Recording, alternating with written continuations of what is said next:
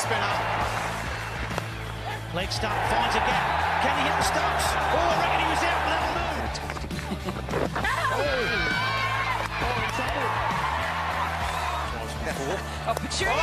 Oh, that is an absolutely sensational piece of fielding from Claire Koski at the back. Left indoor cricket, here he is.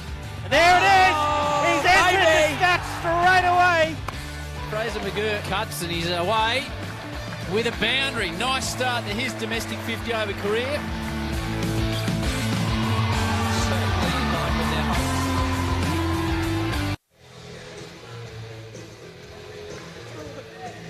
Well, ladies and gentlemen, welcome back to Casey Stadium for our live and continuing coverage of the 2022 Indoor Cricket World Cup. I'm Cameron Walter alongside Paul Botterill and Gary Lowe, and it's the final round game for the New Zealand men taking on the Australian under-22 side. And, well, it's a relatively academic game here, but it will be interesting. It will be instructive. It's the last game that they both have before finals, and fascinating viewing ready here. The 5 p.m. game live on KO Sports and on YouTube right around the world. And Gary Lowe, good afternoon to you. Yeah, good afternoon, Cameron, and good afternoon to all. Yeah, we'll start off with New Zealand. They're currently on screen at the moment, captained by Victor Davies. And then we have Joel Perrott, Barry Finlay, Gardner, Hindman and Latham. Mancad, Matt Latham. Interesting game yesterday against India last night. First Mancad of the tournament, coached by Lee Kelly. And as we put our focus across the Australian 22s, we have Di Rosario, Cameron, Stiles, Van Hees, Ost, Langdon, Lawrence, Overton, coached by Robert Boyston. Yeah, interesting lineups, and Paul Botterill, the final round game for the New Zealand side, undefeated at this point. They're going to go into the major semi-final tomorrow against Australia. How do they approach this match? Mate, I think they've got pretty close to the side for that semi-final out there at the moment. Perhaps a bit of injury resting in there, but I think they're going there to win this match, and they're not going to want to go in with no momentum. They're going to want to go on the back of a really good performance. And interestingly for mine, the Australian under-22s may need 2 or 3 skins from this game to qualify first and go direct to the final. They've got the New Zealand unders just behind them, but New Zealand are playing UAE, and they'll be aware they could take 6 or 7 points out of there. I spoke to Rob Boyston, the under-22 coach, before the start of the innings, and he's very keen for his side to play well and to get up and take that number 1 spot and keep control of the tournament. Yeah, and that will be, if New Zealand do indeed get, the New Zealand under-22 side, that is, do indeed get 7 points out of that clash against the UAE, they'll go to 30 to 46 points at the same amount of wins and probably a better for and against than the Australian 22s. So for the 22s to lock this up, they actually need to get 3 skins. Yeah. So lots to play for here for the Australian 22 side. Here in their final round game, it's day 6 here at Indoor Cricket's World Cup. Victor Davies at the crease for New Zealand. He'll be facing the first ball. Toby Findlay at the other end. And Brock Lawrence will open the bowling for Australia. It's World Cup indoor cricket action live from Casey Stadium. Thanks for being with us. We've got your Thursday afternoon and evening sorted. Settle in. This should be a cracker. Here's Brock Lawrence. Great start from the New Zealand skipper. 2 runs. Yeah, I don't think I've seen Victor Davies in this kind of form now for 7 or 8 years. He just looks in the form of his life.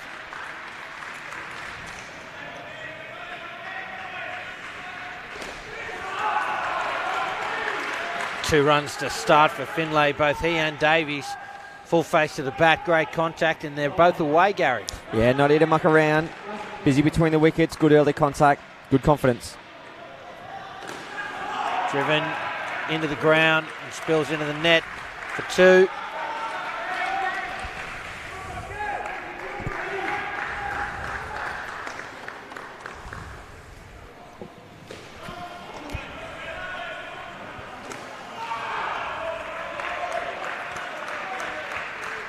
Guys, Stop ball.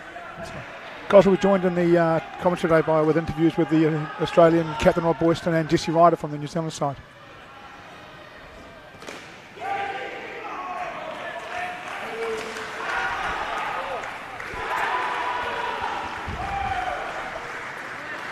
I suspect a huge game for Toby Finlay. He's trying to push his way into that 8. He's had a good tournament, but I think he may need a really good game here to really push his way in and convince Lee Kelly that he's the guy for the 1 vs 2 semi tomorrow.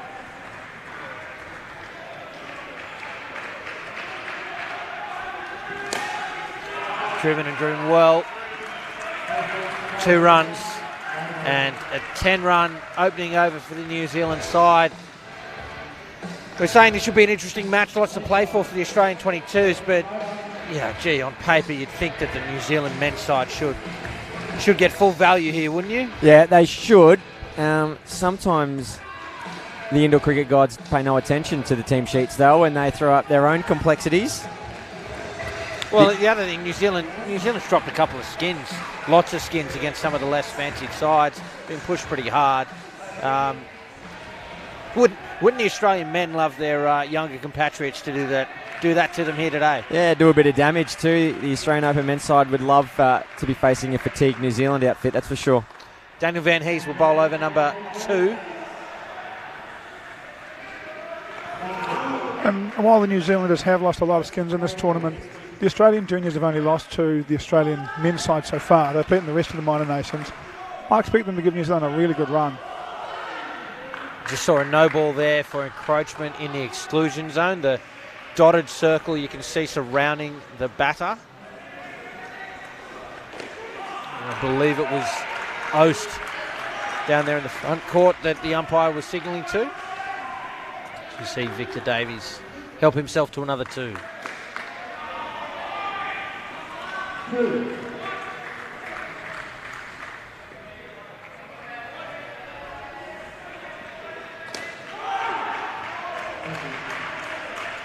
Swinging away, angle right in on the stumps there, a drop ball.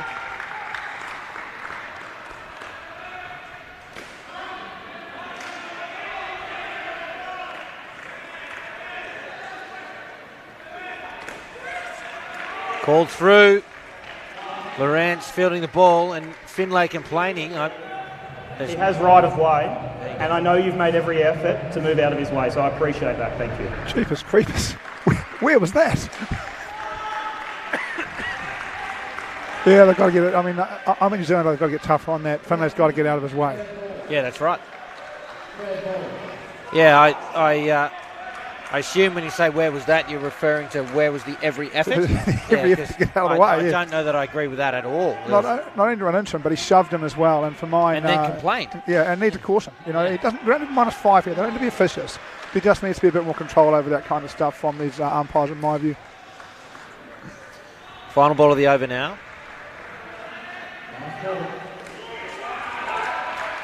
And why that's important is Lawrence could have gathered that and run him out. Yes. And Finlay ran into him and therefore took away the opportunity for him to do that. Yeah, it's really hard to throw the ball when somebody's running into your back. It's for mine. Clearly, he needs to. He's got. If he has to stop and go around him, then he's got to stop and go around him. He's fielding the ball. He's not doing anything illegal. He's not what we call traffic, where he's just rolling into the middle to be a pain. And he's doing his job, and we need to encourage skill in our sport, and we want fielders given every opportunity to be the best fielders they can possibly be. Yeah. I think the Australians will be disappointed with their line. They're probably 3 or 4 inches outside off stump, maybe 70% of the time at the moment. It's allowing the New Zealanders to free their arms, wait on the ball and bounce it into the roof. I think the Australians are looking to tidy up and get over middle and leg pretty quickly. Here's Daniel Oast. Better. And too good, Victor Davies. It's in great neck, isn't he?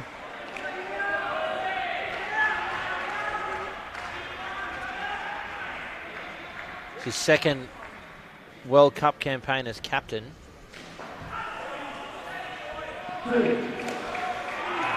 To Finlay. Did end up captaining in the 2014 World Cup final due to an injured Lee Kelly. So has been a leader for a long time for the New Zealand side. Yeah, and there are different types of leaders. I think Victor Davies is just a great leader of men. They love him. As he sets a great example, and they really thrive off that.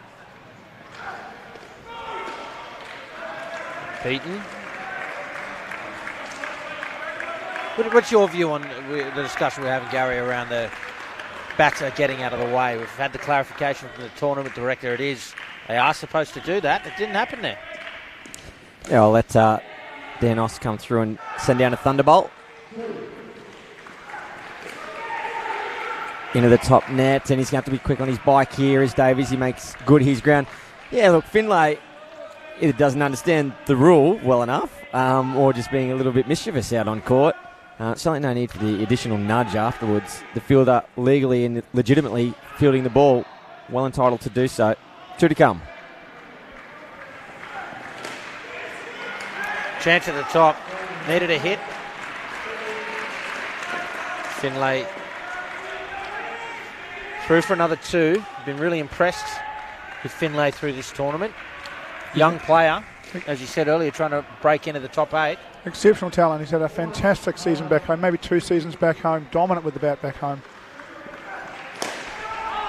Straight back to De Rosario, the Australian captain, a dot to finish, but it is another good one here for New Zealand. 7 runs from it. They're on 27 now with an over to come.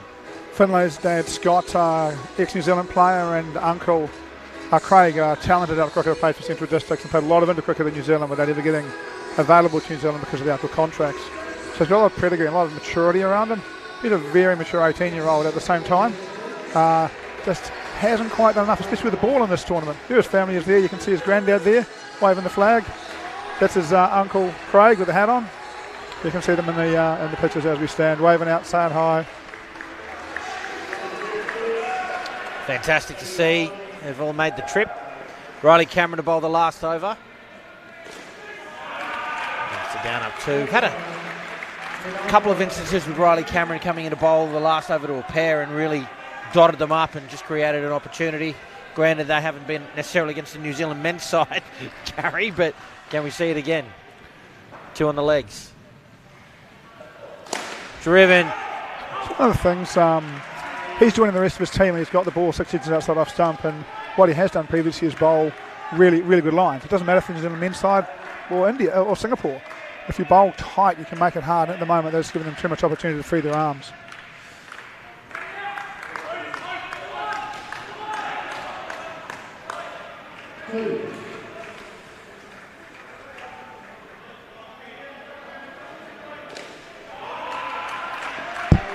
Another good shot.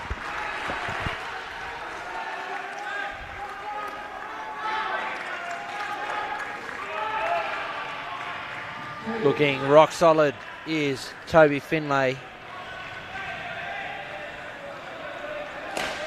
An aggressive shot from the Kiwi captain. 4 runs. He's not having any bar of a competitive game against this junior side. Stamping all sorts of authority over the match. And Finlay, well, he just knocks up another 2. New Zealand will be delighted with the start. The reason they've lost some skins in this tournament is they haven't scored enough runs. And at this stage, a solid 41 opening partnership is exactly what the doctor ordered to build some confidence in this New Zealand team at the moment.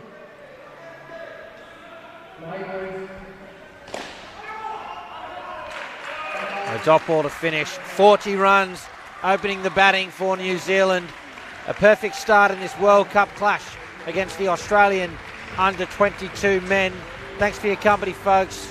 Right around Australia live on KO Sports and indeed the world on YouTube. It's the 2022 Indoor Cricket World Cup. If you've just joined us, I'm Cameron Walter with Paul Botterill and Gary Lowe. Gary, I want to talk a little bit about the top 4 at the moment. On the ladder, we've got two or three teams vying for places.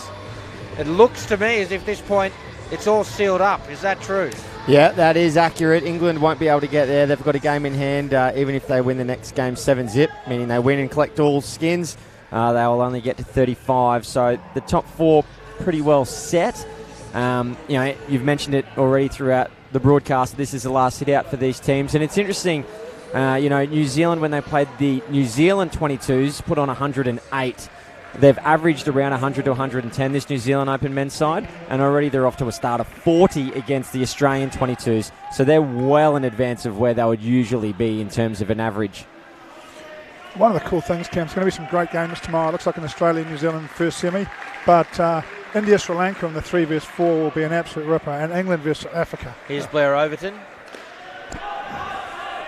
Hindman and Latham at the crease for New Zealand. 2 players out of the Auckland province. They play for the Dominion Road Centre in Auckland, and long-term servants for the game in New Zealand, which was another nice way of saying they're both reasonably old. Oh, good piece of fielding. Tell you what, if that had gone a little bit closer to the stumps, Hindman could have been in some trouble there.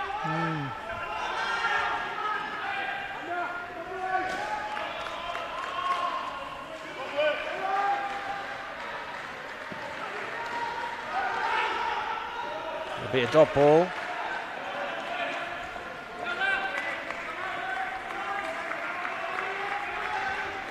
The Australian 22s in search of their first wicket.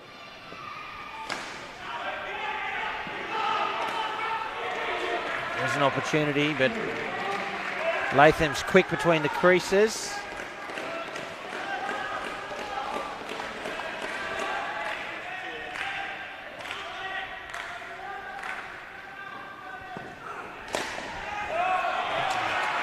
Sent into the backcourt for 7.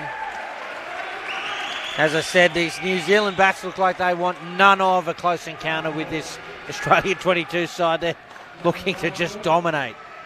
Yeah, I think New Zealand are keen to just lift their batting up a little bit from what we've seen in the last few games.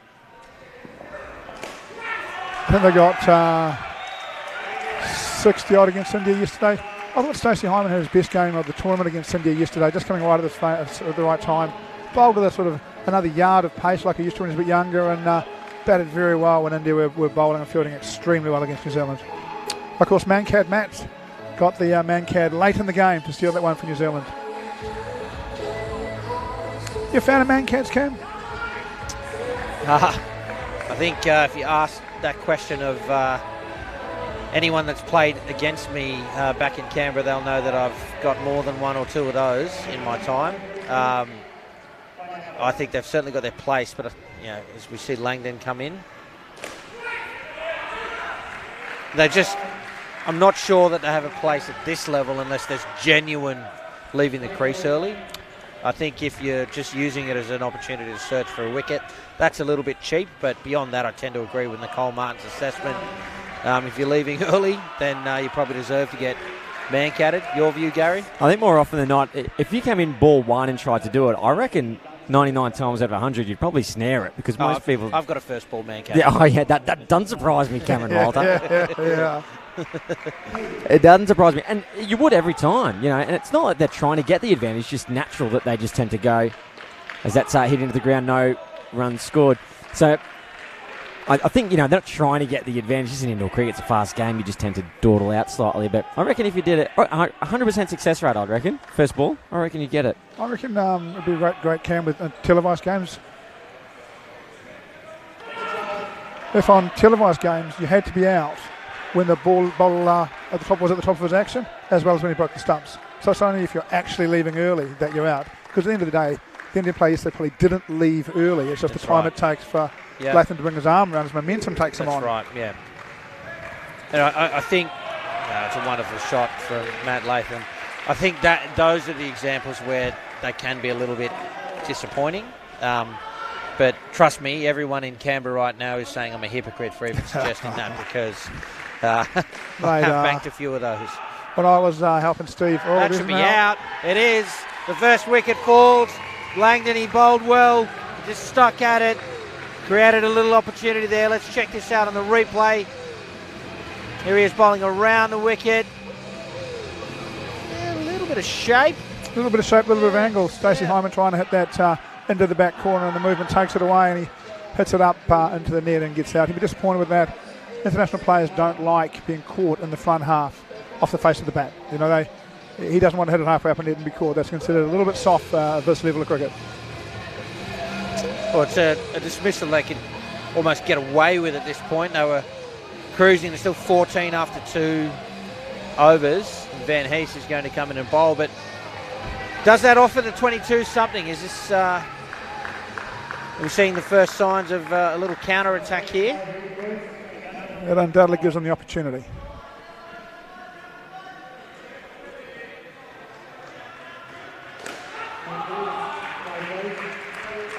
Latham a lot less likely to be caught going towards the back half. He's likely to keep in the front half and be solid. Just about a fair bit together in New Zealand. Latham the solid and Stacey the Hindman a little bit more free. Oh, that'd be out and outdoor. I was talking to the umpire, he is the umpire in this game, Andrew Hall-Villiers from Australia, about the LB rule in indoor cricket and how you have to play a shot and that any shot's good. And you just see this delivery. Any shot negates LB. He pointed out you actually have to be attempting to hit the ball. So it isn't just any shot. He's saying that you have to attempt to hit the ball. And that was the case then, but I just think that's an interesting distinction that had never really occurred to me before.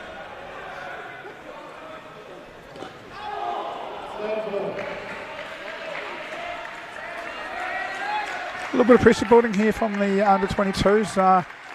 Bowling a little bit tighter, top of the stumps, Bales type area, and getting a little more reward for it. You've looked up the rule there, Gary? Yeah, you know me and my rules, mate. And it does indeed say that it's only if the batter does not attempt to hit the ball. Yeah, it's Rule 17, Rule 17D. If the striker makes no attempt to hit a delivery and it hits their body, the striker will be given out leg before wicket, if in the opinion was going to hit the stumps. It's third ball. So it's interesting, isn't it, that the word that we often use, shot, isn't in the ruling at all. That's right. It's not you've got to play a shot, you've got to make an attempt to hit the ball. That's right. And, I've been around indoor cricket for, 30 years. And I've umpired for a long time. I've coached, I've managed, I've played, and I've never really made that distinction. But it is clear as day in the rule book. You actually have to make an attempt to hit the delivery.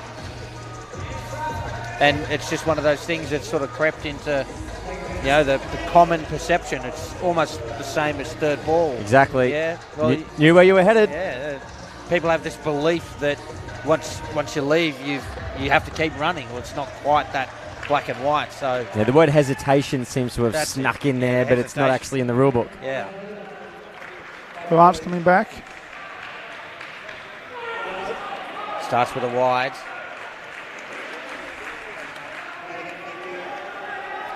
Talented cricketer, isn't he? Yeah. Just opportunity there. Just seems to be rushing a little bit here for mine, fellas. He won't be able to here, but that previous delivery, he got the ball in hand and just took off straight away. You'd often see bowlers take some time to center themselves, take a breath. He was straight through. I wonder if we'll see it again here, if the batters are ready before he is. Yeah, look, he wants to go. Yeah, straight at him. Yeah. Now, I'm okay with that, if he's okay with that, but his field's got to be okay with that. They've got to be ready. They don't want to be rushed. Takes a little time on this occasion. And put Latham on third ball. He'll be looking to bowl exactly that spot for the third time in a row, I'd imagine. Well, he should be looking to do that. It'll be interesting to see whether or not he does. Yes, it's called wide and he gets back. Great confidence from Latham, having left the other two when they were called good. He got right across and watched it, didn't he? Yeah. And I liked Hindman's reaction to that, Gary. He got out, he waited for the call and dived back in. Yeah, he didn't muck around. 2 balls remain. Full. It's a single for Latham.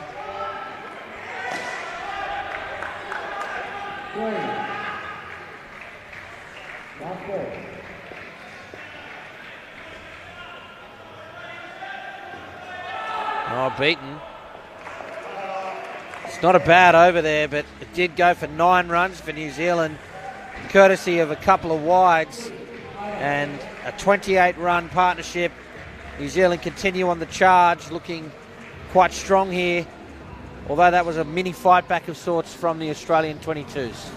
Yeah, good little over there. And it's an interesting comment that you make as well about the speed that he was coming through. He said it's good if that's all right for him and his field as well. I guess sometimes you want to control momentum of a game. I know that Vinesh Bennett, particularly good at slowing down a game, one of the world's best at ensuring that the tail's not wagging the dog and he controls at what speed the game's going to go. Completely fine for Lawrence to do that if it's in the best interest of his country and his fielders and himself to be able to do so. Whether it was or not, I suppose I'll leave for others to judge. But you can do that. But again, were his fielders ready? Is it good for him? Unlucky with that third ball that he didn't get a little bit more from it, because he did really good to get those 2 consecutive dot balls. So. Oh, he didn't miss by much either, Gary. It was close enough. No. He didn't miss it by a long way at all. Just a couple of millimetres. Styles will bowl over number 9. Barry and Perrott at the crease now. Some game playing going on.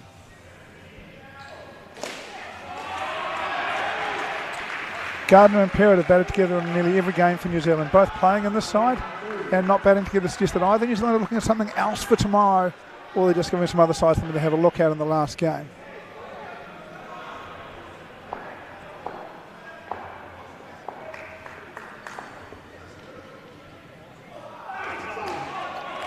Leg side from Styles.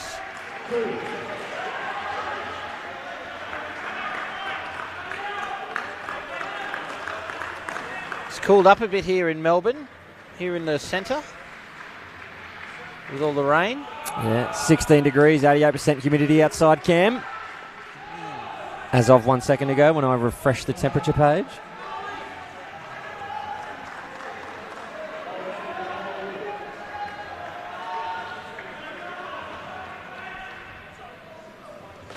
It's around the wicket, straight to the 3-line fielder.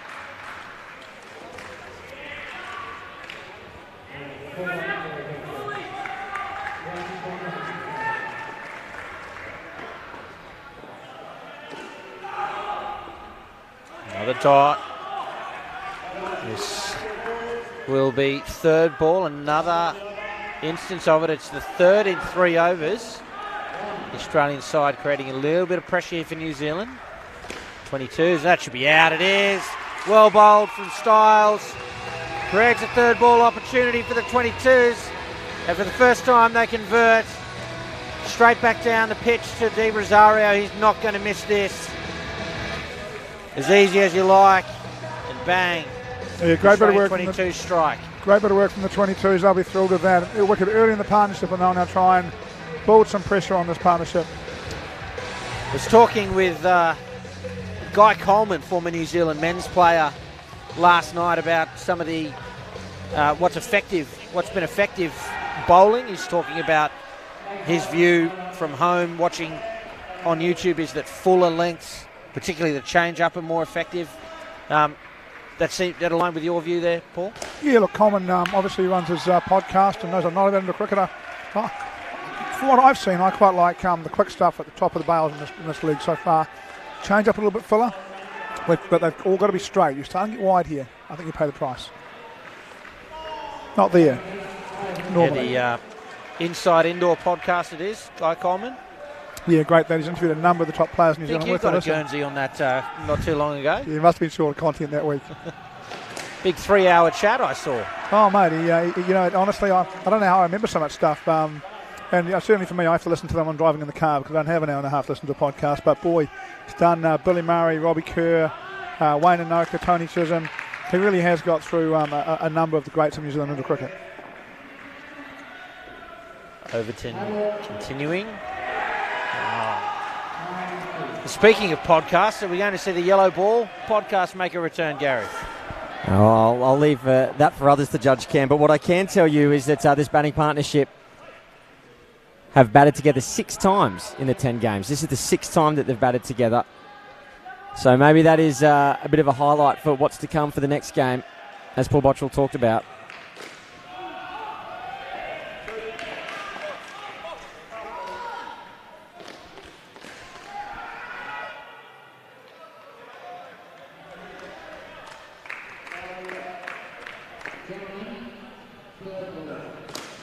It's hit onto the leg side netting for 2.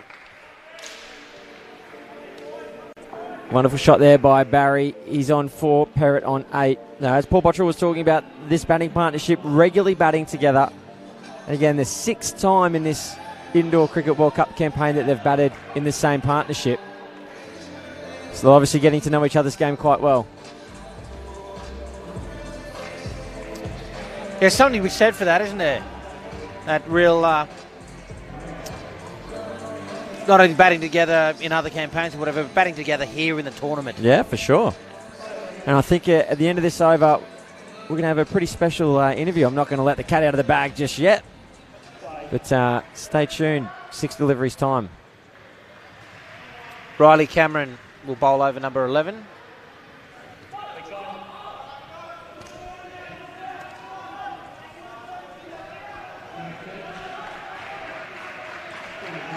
Cameron changing directions. He's been quite successful in this World Cup, taking at least 1 wicket every game. Strain down leg side.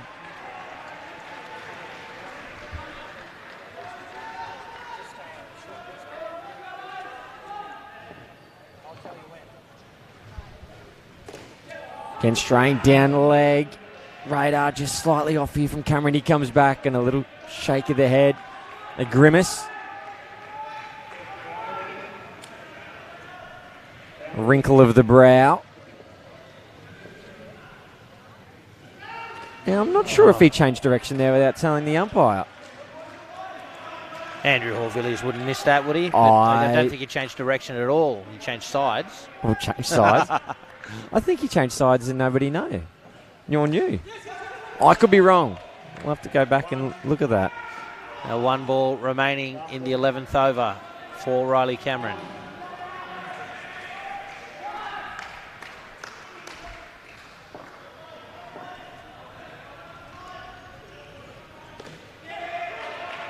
And they grab 2 to close out the over. 9 runs from it. We're going to throw to Paul Bottrell now, and with him is Jesse Ryder. Hey Jesse, thank you for joining me. Jesse, Napier player and New Zealand indoor player. Well into the tournament now, Jesse. How's the body holding up? Yeah, body's not too bad actually. I've been rested pretty well. Took a knock on the thumb last game, so just a bit of a precaution not playing this game today. Fantastic. Are you enjoying it? Yeah, it's awesome event. The stadium's amazing and the boys are playing real well, so enjoyment levels are pretty high within the group. How do you think the team's going in this game against the Australian juniors? We're off to a good start, 100 plus will be a tough score for them to chase with our bowling attack. So New Zealand aiming for over 100 from here? Yeah, well, it'll be rude not to, really. I agree, Jesse. Thank you very much for joining us. No worries. Yeah, thank you for that, Paul, and thank you, Jesse Ryder. There you have it. Will New Zealand score 100 runs? It'd be rude not to. It would be rude not to. That's good. That's very funny. De Rosario bowling now. 3 runs from the first delivery. And 2 from the next. Jesse Ryder looking fairly relaxed there, Paul. Yeah, he's a relaxed fella, Cam. He's always good to deal with. Nice man.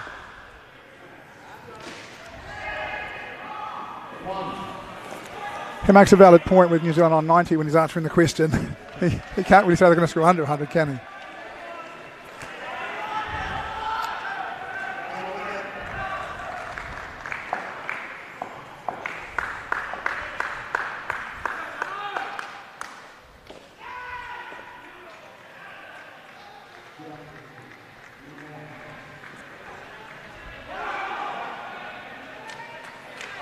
And another dot ball, so De Rosario, can he create a little opportunity here late in this third partnership? They're on 3rd ball.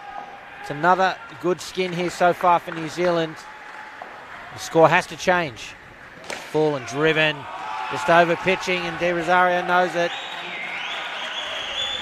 Excellent shot from Michael Barry. Not only sees off 3rd ball, but grabs 5.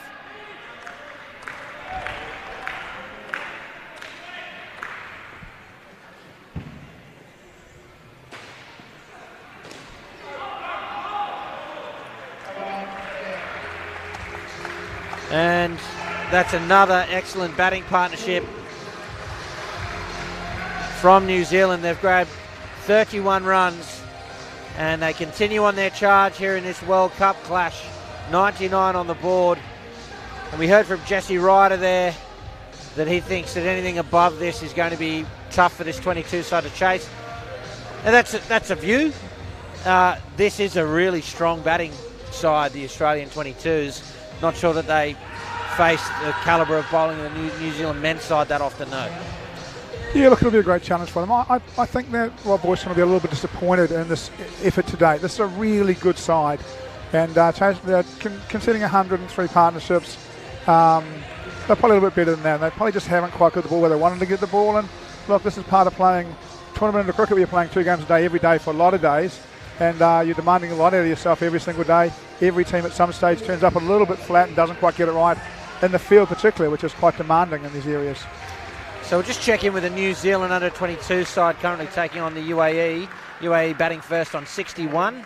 At least 2 of those skins looking defendable. Here's Daniel Oast bowling to Gardner and Joel. Oh, it gets through. Van Hees, see the head go down. Have to be stopping those. I'd imagine a big game here for Dion Joel as well.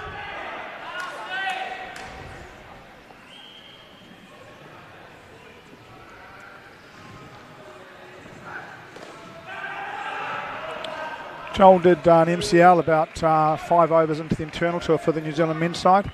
Was out for obviously 6 to 8 weeks and has come back probably New Zealand's premier batsman in recent times, and not quite at those levels in this event.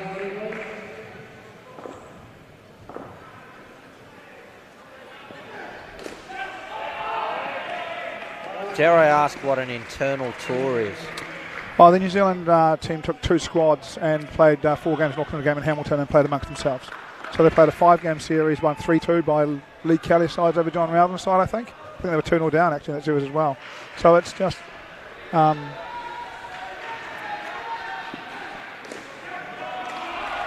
New Zealand just don't have the same depth as Australia does. So it's just a chance to get a group of really good players together and set them at each other really hard, you know, with a bit of identity, and each New Zealand coach coaches a different one of them. 2 balls remain for Oast. New Zealand continue to bat well. Opportunity here, needs a hit. Styles doesn't.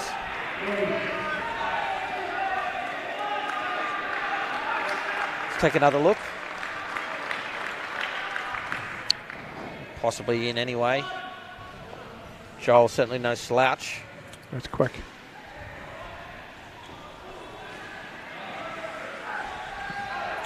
Mitchell Gardner, another one of those players that international teams have that you don't look at him and think international cricketer, but you don't see him do much wrong. He's just a player who bowls good areas, solid with the bat, calls well.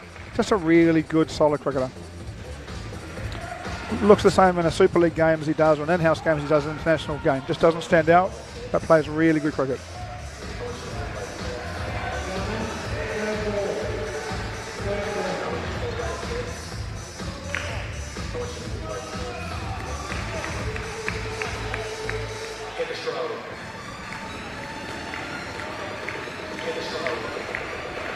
De Rosario is going to bowl now. This is a little earlier than he ordinarily does. Looking to attack early in this skin.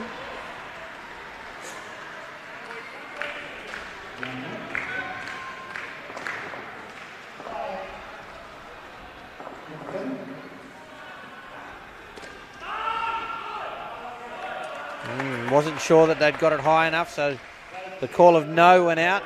Could have run. Will be a dot instead, and now it's 3rd ball.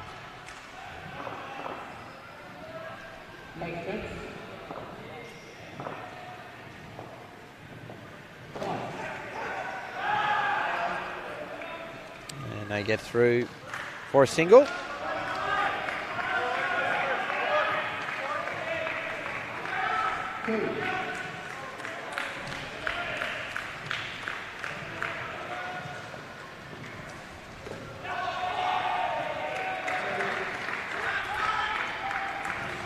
Comfortable 2.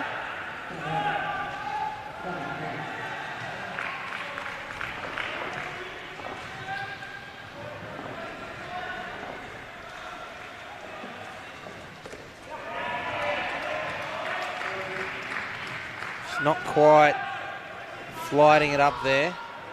It's a fine line for spin bowlers.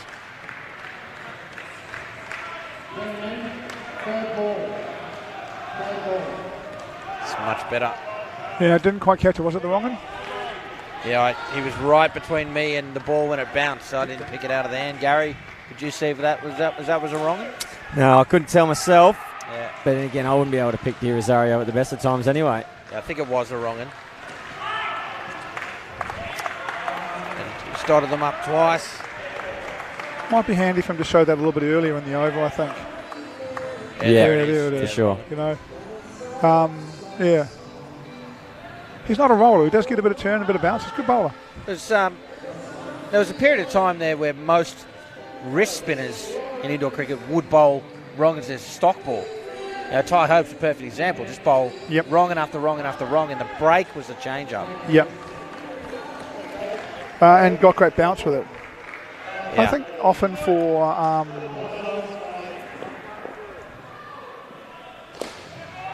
great contact. great contact. Yeah. I think for wrist spinners, often it's good to see both in the first 2 or 3 balls, and it just gives the batter something to think about.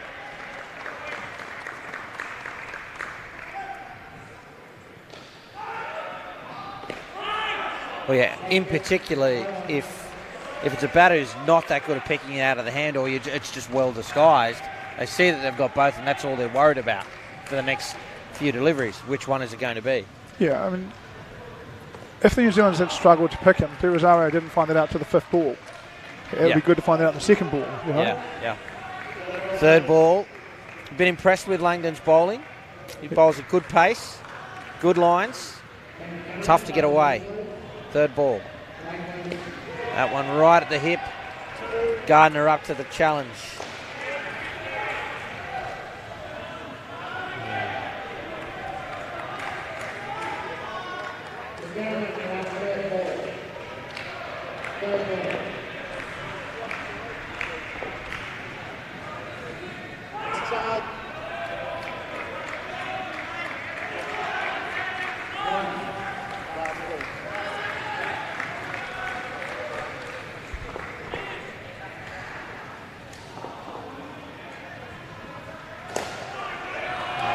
Great shot and a big dive just to make sure. Heck of an athlete, Joel. Big guy, slides far.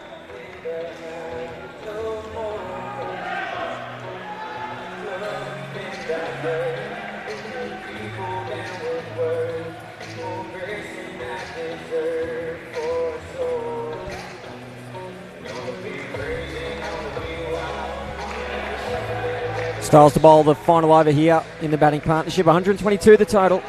Australia will need to be careful. This batting partnership doesn't get too far ahead. Looking down the barrel of losing all of the 4 skins in this match. Styles in. Oh, Scott Dion. Scott Joel.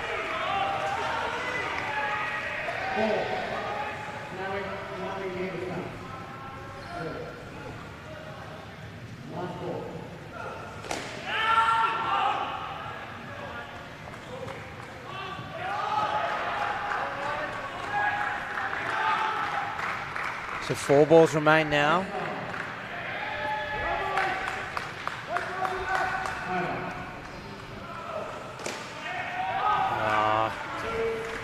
A valiant effort from Lawrence. He just can't get the height needed to stop that from hitting the net, and another 2 runs to the total. An imposing total here for the New Zealand side. Sent back, oh, wrong end. The throw goes to the keeper. It's the first real opportunity they've had for a while. Possibly didn't expect that, Van Hees. Driven. It'll be 3. And 1 ball remains now.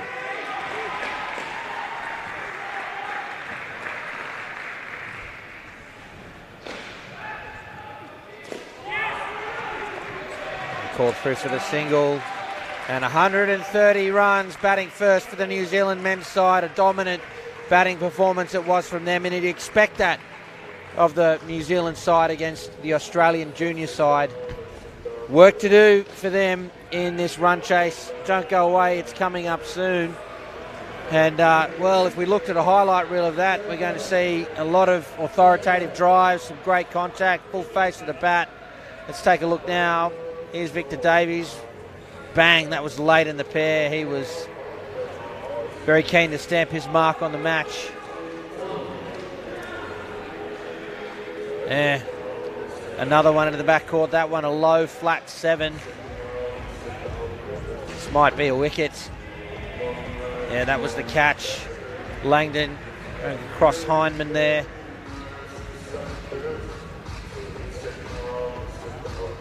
So 130 on the board for the Kiwis. They'll be quite comfortable, and you can also be comfortable here in Victoria taking on some road trips.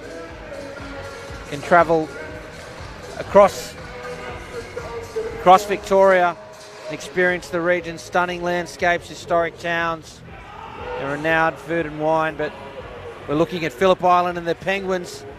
It's a laid-back surf culture that permeates scenic seaside villages. Eco-friendly locals welcome visitors to their small batch breweries and boutique wineries. And here are the road trips you can also do. It's a compact state, the Victoria, so you can travel from high in the mountains to the rugged southern coast and back to the city in just a short space of time. Hit the road on a touring route, make your own way around, or follow an itinerary to see the wonders of Victoria for yourself. And from Phillip Island and their Penguins to the region's stunning landscapes, historic town and renowned food and wine, it's a wonderful part of the country, a beautiful place to visit. And I hope everyone listening to the broadcast or watching wherever you are around the world can do that. And we might check in, gentlemen, with the other match of interest taking place right now. That's the Emirates up against the New Zealand under-22 side. The Emirates batting first have scored 74, skins of 10, 25, 28 and 11. So the New Zealand under-22 side playing to get that first place. So, look, for mine, that's a total they can chase down. Whether they get all of the skins in doing so would be an interesting little finish there. And what impact is that going to have on first place in the 22 men's? Well, if they win 2 skins and win the game, they're going to go ahead of Australia. If the Australian 22s, that is, if Australian 22s don't pick up a skin here. So interesting in the context of the tournament. Ladder and James. Oh, I'm looking at the wrong score sheet. That's the other game. Styles and Langdon to the crease for Australia. Gardner the bowler for New Zealand, and we're underway through a 2 for Oliver Styles.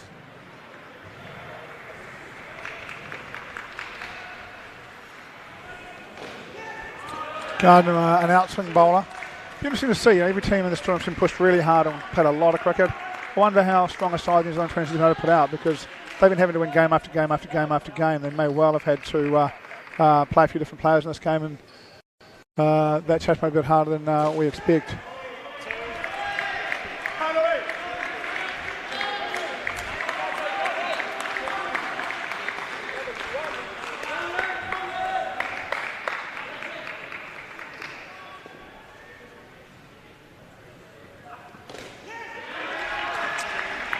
Interesting to get your thoughts, gentlemen, on who your money would be on here to finish first in the under-22s division, right? So think of Australia. See this delivery. If the Australian 22s can manage to get one of these skins, and they probably would feel like they can finish first unless New Zealand goes 6-1, 7-zip over in the other court. Just see this last delivery and get your views. 2 runs to Langdon. Gary, for yours? Australia will be finishing second. That's as simple and as complex as that. I think that they're going to get blitzed here 7-zip. The UAE over there are on the rack a little bit. They'll probably get done 6-1, there or thereabouts. And New Zealand will be top spot. Paul, your view? As much as I don't like to disagree with Gary, I'm going to go Australia's going to go through first. I don't know who's in that New Zealand junior side, but they put a lot of miles in those legs in the last few days. I suspect it won't be a full string side, and if not, I think they'll struggle to get enough skins. Australia will pick one up here. They, I feel them to get the one, and that one will probably be enough for them. Finlay bowling now. Starts short, outside off. Hit for 2 by Langdon. Both these two, it must be said, have looked pretty comfortable. They really have. 12 runs off the first over, all of them 2s. And, well, there's another one. It's a 7th 2 in a row. And right in at the hip. Wanted to get inside that.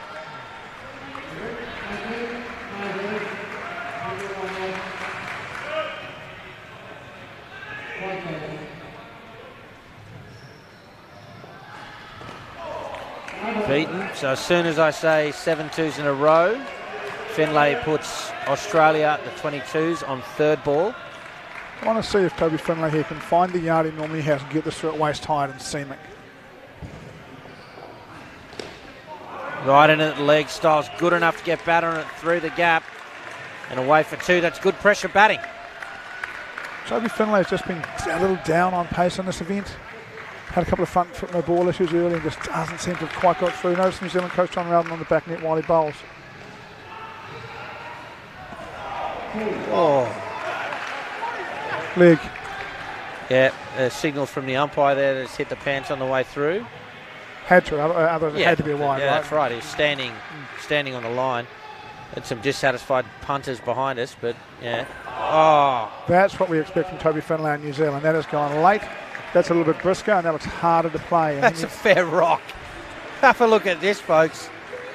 Here's Finlay. Comes in on an angle. That moves just too much and too late. You just see Langdon there go, ooh. yeah. This is what we've, New Zealand just think Toby Finlay is a very special player. Probably haven't seen that with from the ball with him on this event, and we're going to need to see another over with a bit more of that, I think, for him to push into that 8 for tomorrow. Could be wrong. I've got an agreement with New Zealand coach Lee Kelly. We never talk about 8. Well, he never talks about 8. I can say whatever I like to him about what I think it might be. He never confirms or denies. Here's Hindman, it's 3rd ball. Another opportunity here for New Zealand. Oh, they needed a direct hit. Langdon, interestingly, not diving. You'd think an edge into the behind the keeper there with 2 men on that side. On 3rd ball, you'd be getting on the ground, but I tell you what, he would have been out. No, it could have been caught. Leon Joel could have needed to catch that. Look, it's, we have really high expectations of our sportsmen, but the people, right, and this Australian side so far, battling away with the bat, doing great, but they just look to me as if they might have had their mind on tomorrow at the start of the bowling issue. It's only human nature to, it's a big day and a big game for them tomorrow, and they are under 22s.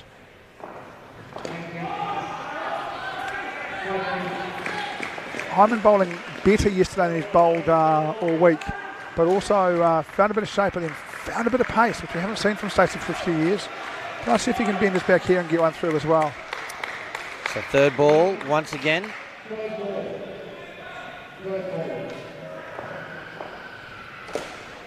Bat on, a chance at the top. Langdon, again not diving, but to be fair, he's pretty quick between the creases. Yeah.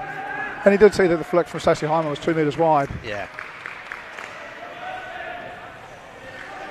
So 2 to come. Victor Davies moving across to square legs. So 2 men on the legs in the front court field. Davies just behind square.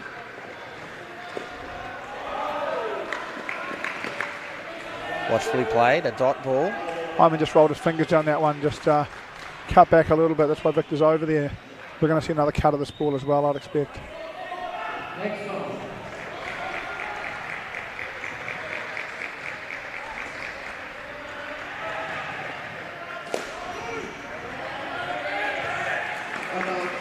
Well, it's interesting how indoor cricket works, isn't it? The bats at the crease, Styles and Langdon, the first 7 balls of the innings, 2s. And I even pointed that out at that point. They've then gone 3rd ball, 3rd ball, 3rd ball, 3rd ball. Wow.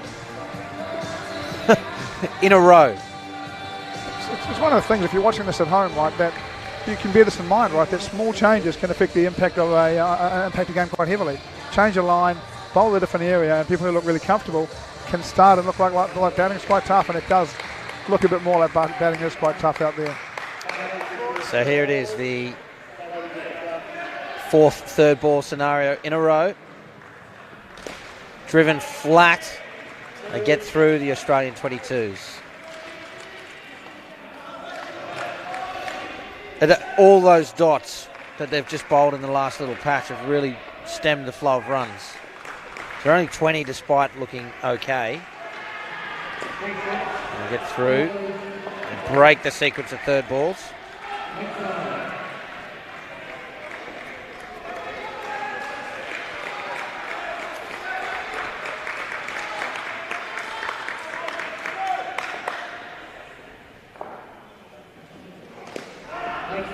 Straight to the leg side fielder there, Perrott. A few options to coach Rob Boyston here that have been unusual. You know, really he needs a skin here, and he can just keep chasing the game, which is what he'll do for now and should do. But he could get to a point where he doesn't really worry about the game and just goes after each skin individually. Oh, it should be out. It is. It's a well-judged catch in the end. It looked to me, the way it came off the net, that was going to fall short. But the big dive, that's Gardner there. Here it is. Yeah, it was going the wrong way, reacted well, just got over there and under the ball. Well-judged catch. And the first wicket of the innings for New Zealand.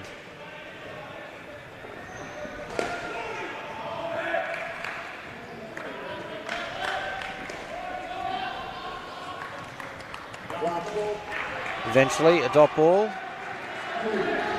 Interesting key roles for New Zealand here. Joel keeping, Finlay on the back.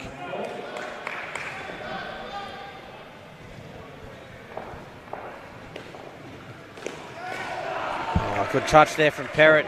Uses his height to advantage and saves a run. So 17 runs from the opening partnership for the Australian 22s. New Zealand will take that dominant skin and a point off the Australian 22s. They're going to need one or two of them at least, you would think. Let's check in with what's happening between the Emirates and the New Zealand 22 side. It looks as if with 4 balls remaining in that opening partnership, New Zealand will take the first skin and is set up nicely to perhaps take the win as well. We'll keep an eye on that game as we continue to bring you live coverage of the 2022 Indoor Cricket World Cup from Casey Stadium. We're on KO Sports in Australia, YouTube around the world, and folks, how good is it? Indoor cricket, it's back internationally. Sitting at home on a Thursday afternoon evening, at least here in Australia and New Zealand, taking in some World Cup indoor cricket action. Hope you are enjoying the coverage. I'm Cameron Walter. With me is Gary Lowe and Paul Botterill, and Jonathan De Rosario and Blair Overton will continue this innings for Australia. Michael Barry has the job of bowling the first over to them. This is a skin that Australia, the 22s, will want. 28 of them. The captain is at the crease. A point that they need to go straight through to the final. Here's Barry. Great shot to start with. Gary, in your view, how important is it for Australia, the 22s, to finish first? Very important, and it doesn't surprise me in the slightest that these two are coming out here to chase the skin of 28. And reason for that being is that De Rosario averages 16.29, Blair Overton 20, so they're averaging around the 36. Likewise, in the first skin, it wasn't too bizarre to see people like Davies bowl. I mean, he averages 10.4, which is, this ball comes through, which is one of the higher ones in the New Zealand side, much like Hindman as well. He's averaging up around that 10. So they've bowled, I'm not going to say weaker bowlers because there's no weak bowlers in this New Zealand side, but they've bowled their third or fourth string bowlers because they had more runs to play with, and Australia have got their 2 best bats out chasing the lower skin out there. I mean, sitting on that one for about 3 overs, Cam. I knew you were. That's why I threw to you, mate. I knew you had some genuine insight for us there. And 2 balls remain from Michael Barry.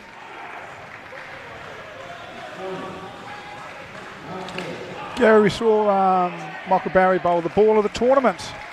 Posted all over YouTube as they deliver this little bit silly We're just not seeing the same level of swing here as we saw on that day. Well, ball of the tournament, I mean, it's a small survey of one, and it was me, so I'm not sure. Oh, it gets in the way there, does De Rosario. I'm not sure if it will be ball of the tournament, in my judgment at least. It was an absolute corker, and yeah, I haven't seen too much movement through the air just yet. And it's earlier on in the innings too. The ball's still pretty hard, it's still pretty shiny. Could be doing a few things, but not really at the moment. And again, not surprising here with the bowling selections with Finlay. Again, they're going to want to try and win this skin. Yeah. And if they can, mind you, they win this skin against the two better bats in Australia, they're going to go a long way in picking up 31 and 31 for partnerships 3 and 4. Third ball opportunity here. Here's Finlay. Oh, it's a no ball. Oh, I think that's out. Oh. Should we have a look at that? Yeah, I think we might need to. It's a front foot no ball, which is why they've gone back. This is one of the issues that Toby Finlay's had in this event. He's bowled a few front foot no balls. It's affected his landing as well, which is taking some pace away. They're trying to get his landing right. I can see John back, New Zealand coach, back having a look.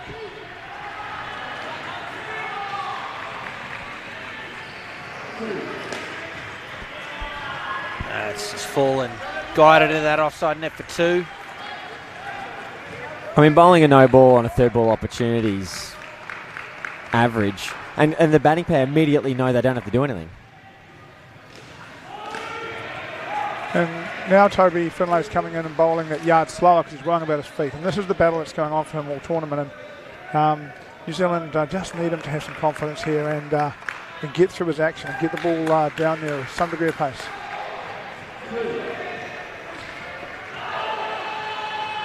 Left alone by the Australian 22's captain. He has a chat to his New Zealand men's counterpart, just inquiring as to his health.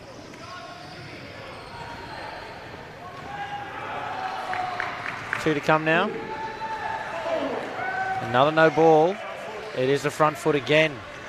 So this will get right into the head of Toby Finlay, if not for the last ball that he has here, but certainly for any subsequent games that he plays in this tournament.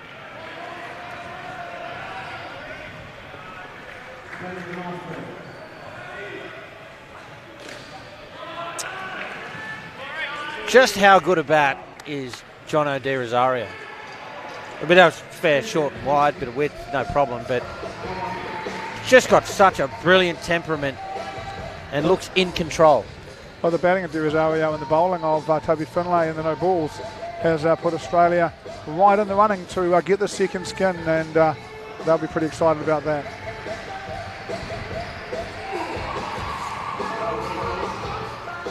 Did we get a chance to have a look at the turnaround run out?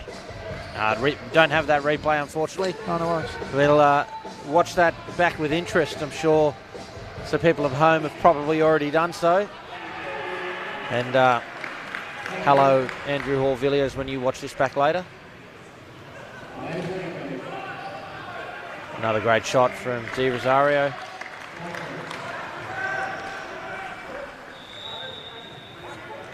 Look, naked eye for mine, that run out we're talking about, I thought that was out. But it wouldn't be the first time that the umpire has been right and I have been wrong. I think it would be, Cam.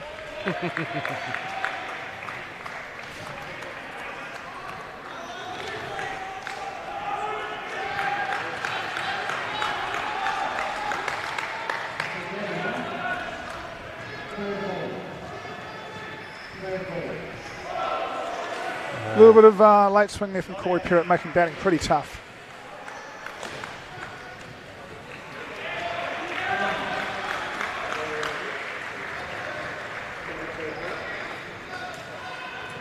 Yeah, gee, moved a mile. When batter falls over like that, it suggests he's lost balance and the ball has gone a fair bit. Yeah. Third ball now. And just well, a chance at the top. Oh, given out. That feels a little rough to me. Really? New Zealanders don't get a lot of calls go their way from Hall de Villiers. If they've got one here, they'll be pretty pleased. I felt it was a gather, was it? Or did that hit direct? Hard to tell from the camera angle, wasn't it? We'll get one more look at it. Yeah.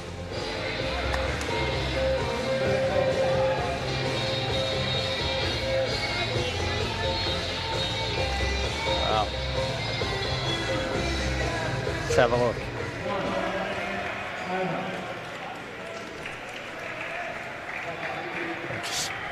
Perhaps sped up at just the wrong time for us to tell there, but... Yeah, they're trying to get back to the live stuff with Corey Perry. Can understand that. Absolutely. No, a chance to have a look at the perhaps a little bit later on. Either way, it's out in the book. So, I think Rob Boyston's got an interesting decision to make here. Look, guys, I don't care about the game. Give me 29. Yeah. You know? And if you get minus 10, minus 20, I don't care. Well, let's spell out exactly what it means, right? We've talked about, okay, Australia will need to do that to finish first if New Zealand do what we think they're going to do over there. The difference is a game off or not, right? Yes. That's what it's about.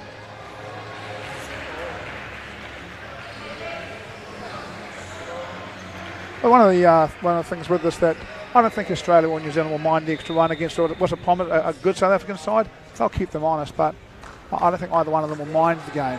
I don't think it's a really big deal for them, but they'll both want the opportunity to finish first. They'll feel good about that. Davies to bowl the last, and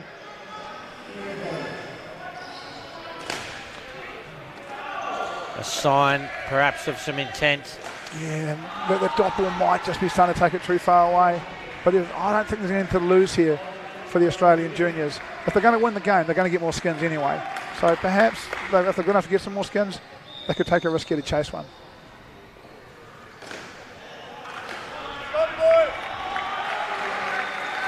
Rosario grabs 2.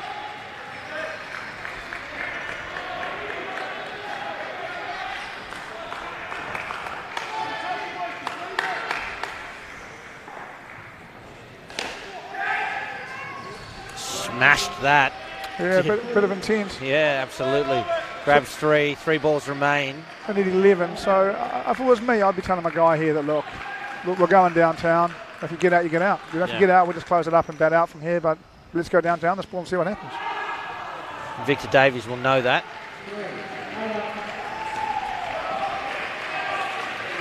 They definitely need to go downtown now if they're going to win the skin. Need a 5 or a 7 here, or a 4 from De Rosario. It gets late enough in the skin and they're able to fielding team if you hit the 7 to defend the next ball. Might just be too late here now. Full and wide, they run through for a single. And skin number 2 will go to New Zealand, barring wides and no balls from Victor Davies.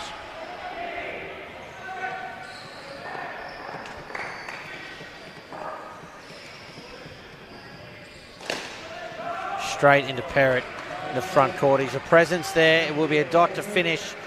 And New Zealand have claimed the second skin here against the Australian 22s. Let's check in with the New Zealand 22s. Here's that replay. The New Zealand 22s. Well, we'll take a look at this replay now. Slightly slower speed for us. We're having a real good look at this run out, aren't we? Here's the flick. Does it hit the stumps direct? Straight in hands and bails off. Great call, Hall Villiers. He's one, I'm none. It's gone by a good distance there. New Zealand looking like they're going to pick up a second skin over there. I don't know why anyone's shocked by all this. I mean, this game's going to be 7-zip. I can't believe that some people thought contrary to me. How dare you think something different? Sorry. I'll learn him a lesson, Gary. Yeah. This is the New Zealand Open men's side. This is the side that beat Australia on night 1. It's hard to get. 40's ridiculous. 28's maybe. 31 to 31. And this isn't about which country my birth certificate's printed in. This is just about, common sense. I don't think there is a pathway to Australia doing anything other than losing all 4 skins. New Zealand on the other court, winning at least 3 and winning the game. They've just got 2 over there as well. They have got 2. I think your view notwithstanding, I don't think it's unreasonable for the Australian 22s to jag 1 here. I don't think they're going to get 2. But I think it'll all be academic because the New Zealand 22 certainly are putting on a show over there against the Emirates. It's Cameron and Lawrence here. It's one of the things as well in this, Gary, you know, New Zealand also have a big semi-final tomorrow. You've got to say this game's now in hand, and it'd be interesting to see if they really can go all the way here and keep bowling and fielding at the standard of the hour, whether they also just dial back a little bit as they get through this. After all, I mean, it has no impact on them whether or not Australia finish first, though they might want to do their younger compatriots a favour here and 7-zip them. That's probably the only motivation. Yeah, very much, very likely.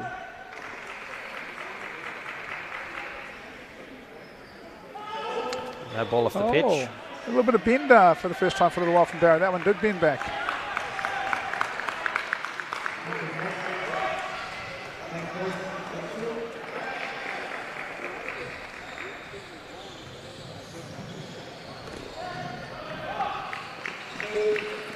Comfortable too for Lawrence.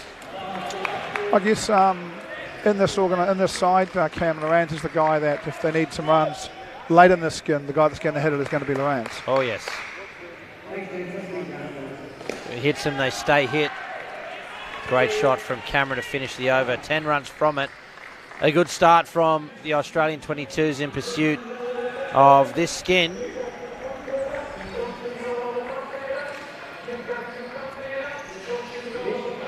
Oh, Mitchell Gardner's going to come in and bowl some outswing. And guys like Lawrence who like to free their arms don't mind a little bit of outswing.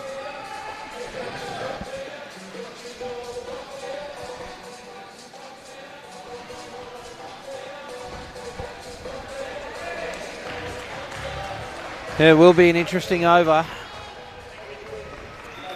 Here is Gardner to Riley Cameron. He's got a single through backward square leg.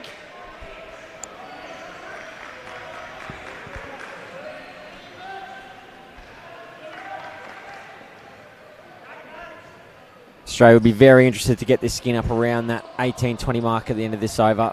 Make the last 2 overs in this batting partnership very comfortable for them.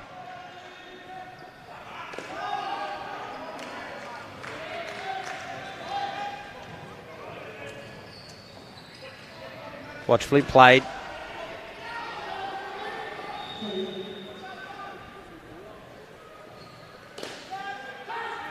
Oh, into the field there. I thought we're going to claim a wicket there for sure, the Kiwis, but Australia through, the 22s.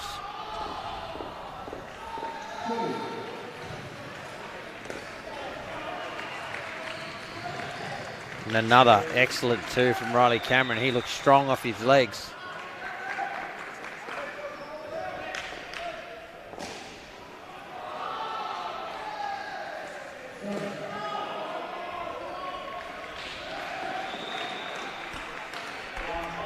And New Zealand is looking for a couple of wickets here. You think if they can take 2 wickets, it might be enough to get the skin. It'll mean Australia needs to hit 41 off their own stick. Gardner in, straight at the stumps. 15 this batting partnership after 2 overs, so they're right on the line in terms of getting to that 32 target for this third batting partnership. Lawrence 9, Cameron 6. Yeah, it's going to be a fascinating little period here, isn't it? 2 overs, Dion Joel to bowl. Interesting selection here because he's one of the more costly bowlers. 9.5 his run average. He's actually more economical than I thought. No, that's because I'm looking at the wrong column. Runs conceded is what I need to be looking at, 11.5. No, he's still even a bit better than what I first thought. Apologies to Joel. A little bottom edge. All right, now that Lawrence has had a look at that, I'd be very interested to see what his approach here is. Well, coming into this game, Joel's equal leading wicket taker on 7 with about 5 of them.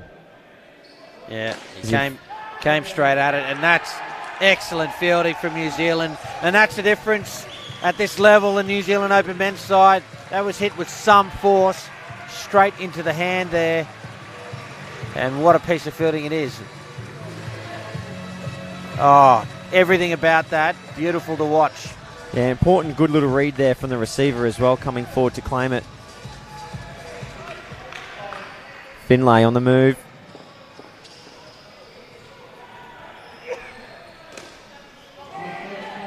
And finds the net, goes all the way to the back. Riley Cameron grabs 4.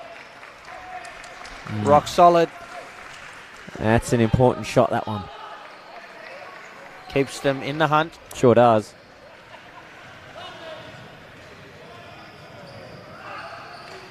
Oh, the edge, that doesn't help. Another wicket goes down.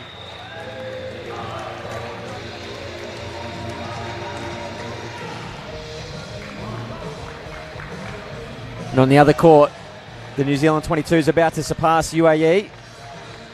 Yeah, it looks like a fairly dominant batting performance from them.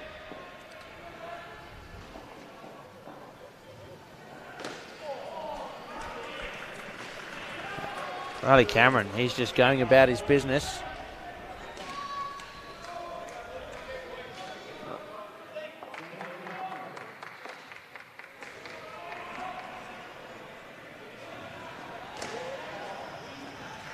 To finish the over for Lawrence. It was a good over there for New Zealand. The 2 wickets and -2 off the over. And we'll just cross now to Paul Botterill, who is with the Australian 22's coach, Robert Boyston. Cheers, Rob. Thanks for joining us. The first coach to join us in the coverage. Really appreciate it. 5 years, Rob. We're back with international indoor cricket. How are you enjoying being back in the show? Yeah, great, Bots. It's really good to see you, firstly, and secondly, it's awesome to be back after 5 years, and we're really enjoying it. We're enjoying the challenge and having a great time. Cheers, mate. New Zealand putting in a good performance today. What are you guys trying to get out of the game from here? Look, really good side. Great opportunity for our guys to play against arguably the best attack here, so we're just trying to practice for the next couple of days. And potentially maybe straight through to a final or possibly a semi-final against South Africa for you guys at this time, Yeah, right? so looking likely for a semi-final against South Africa tomorrow, so we'll start doing some preparation later tonight, just finalising our plans and then roll on to the next couple of days. Mate, you've done a few of these. They're quite tough from a tyre fatigue point of view, aren't they? Yeah, absolutely. Very, very mentally exhausting by the time you get to the end of the week, but you know, sort of used to knowing what these are like. So it's, as I said, it's great to be back again. I'm sure that'll put you in good stead tomorrow, Rob. Thank you very much for joining us. Thanks, Paul. Thank you. Yeah, great access. Reiterate Paul's thanks to Rob Boyston for joining us there, and it does look almost certain at this point that the New Zealand 22 side will finish first, go straight through to the 22s final, and it will be a semi-final for the Australian under-22 side. And we saw a wicket off that first ball of this over while we were talking to Rob Boyston, and there's now third ball situation. This skin is well and truly New Zealand's. 3 balls remain.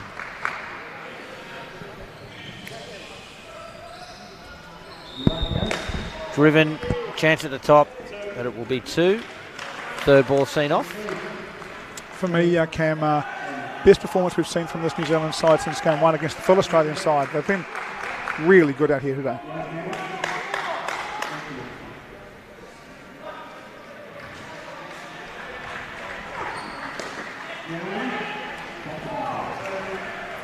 Well, what I've liked is the fielding in particular. That wicket, especially in that 11th over, that run out, just quality hands, quality movement, excellent work from the receiver. That's going to give the New Zealand field plenty of confidence. He's hit out. Great diving effort there from Finlay. Realised he wasn't going to catch that and then turned to smother it instead, so the ball didn't go any further. Another great set of 4 for New Zealand. They banked this final skin. You just see there's a conversation with the umpire. Not sure what.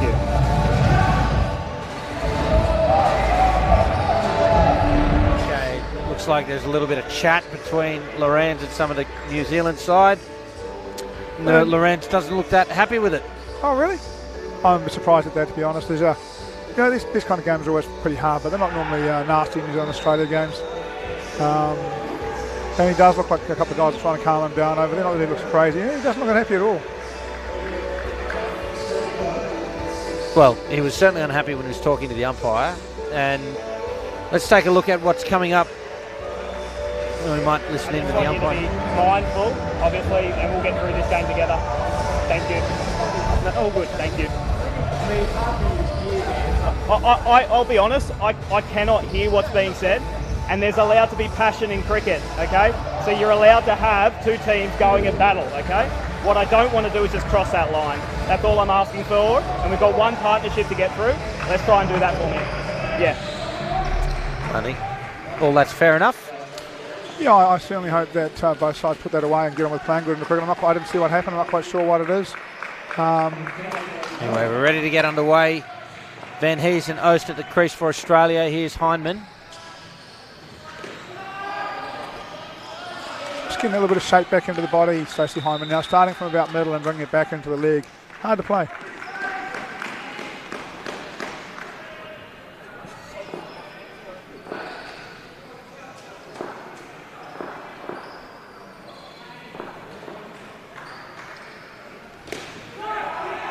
What are you thinking, Gary? I can see you looking at indoorcricketworldcup.com. No, it's a good website. Perusing the results and the permutations. Yeah, I mean, we'll just watch this third ball come down range by Hindman. Sure to be a very eventful one.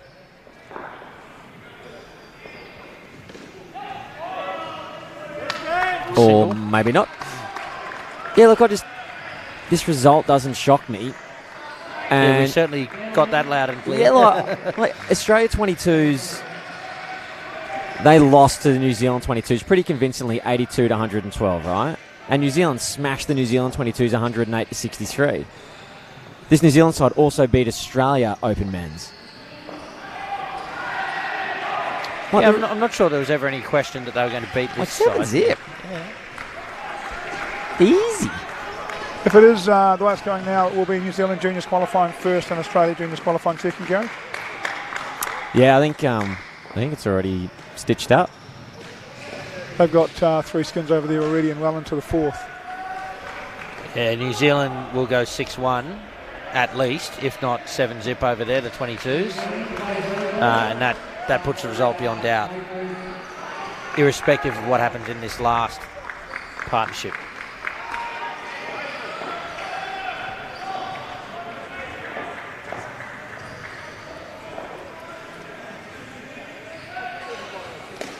I've coached at Open Men's level with Rob Boyston, and he is a cunning man, and I have a feeling this Australian junior side has got a couple of things tucked away for tomorrow that'll be pretty impressive. So 2 third ball situations in that over, safely seen off, but just with singles, so 2 runs from the over, 3 overs remain in the match. We'll take a quick look at what's coming up next, 7 p.m. Australian Daylight Time. It's South Africa up against India in the men's competition. A great way to close out day 6 here at the Indoor Cricket World Cup. And of course, tomorrow, the finals begin.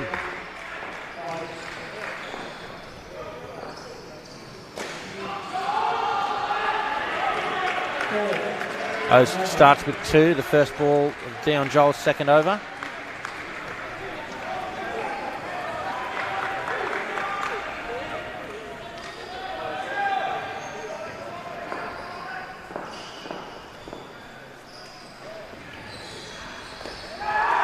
Finds the edge and put down.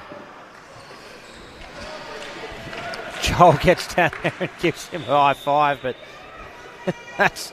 Boy, yeah, there could be some interesting highlights on the highlight reels at presentation night. You won't want to see that up on the big screen, I don't think. That's an absolute soda.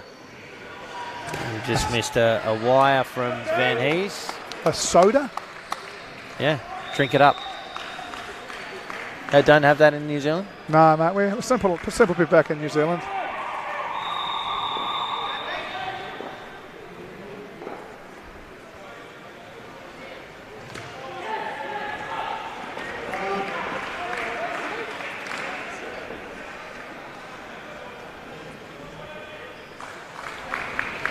Single there to Oost. 2 balls remain now in the over.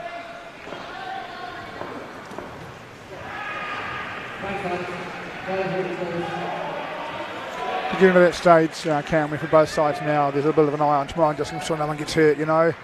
Both sides just want to now finish this off, play good cricket, keep everyone nice and safe, and get ready for some pretty exciting World Cup semi-finals. Beaten. Oh, he must have danced around the crease, Van Hees. Can't believe it. We better have a look at the reverse angle here.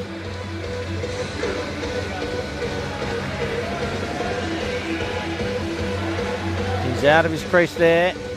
We can't quite see his foot. If that got back down, then that was safe, but who knows? Andrew Hall-Villiers has been right and I've been wrong about 3 or 4 times so far this game, so let's trust him.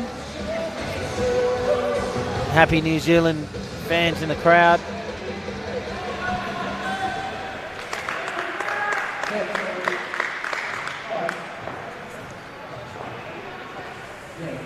Perrott bowling.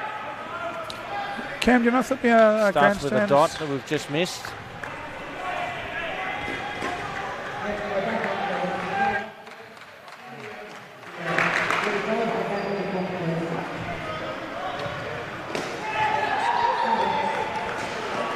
Shot from O's to 2 of his legs.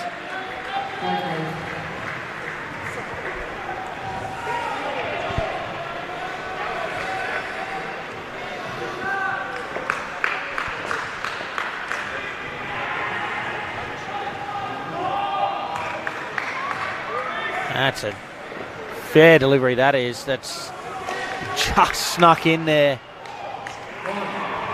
inside the line. I'm sure our bat agrees. He certainly doesn't. He's that's gone the other way too. Oh, the Kiwi's making this quite tough for him.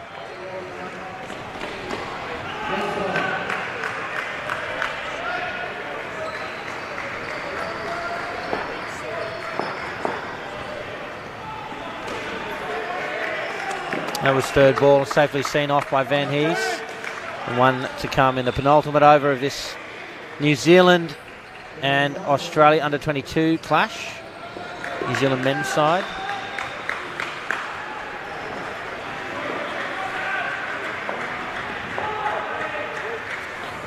The dot ball to close it out, so just 6 balls remain now in this clash. An authoritative match for the New Zealand men.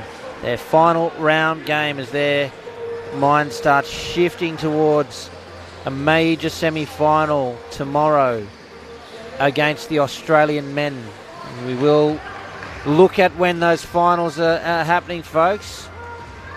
From Friday, Australian Daylight Time, the men's major semi-final, 2 p.m. Australian Daylight Time.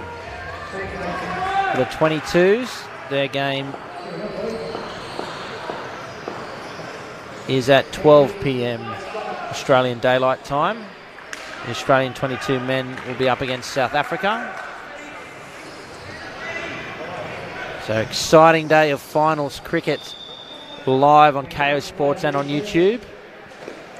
Does that mean the New Zealand 22s get tomorrow off, Cam? It does. Goes straight through to the final on Saturday. That'll be a good challenge for them. This isn't the way we play into cricket in New Zealand. We play a lot of into cricket in a small space of time. A full day off will be interesting for the New Zealand side tomorrow.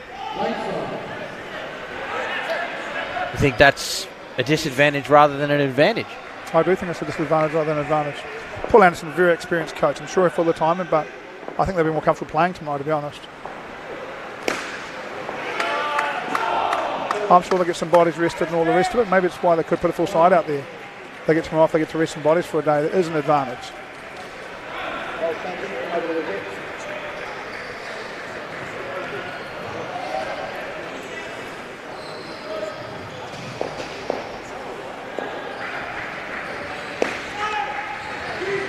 Rob Boyston telling me on the walk over here that he didn't really like Australia only playing one game today.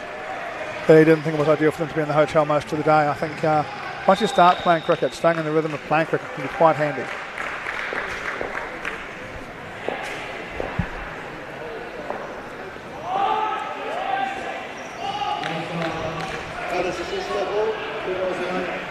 It's third ball now, 2 left in the match.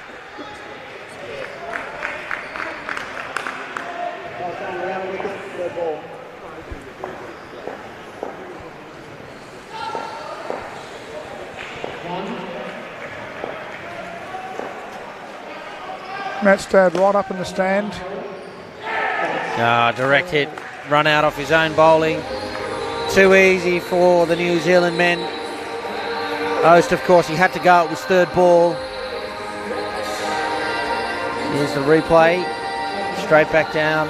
Latham obviously in perfect position there. Had all the time in the world. And another wicket falls with 1 ball remaining in the match.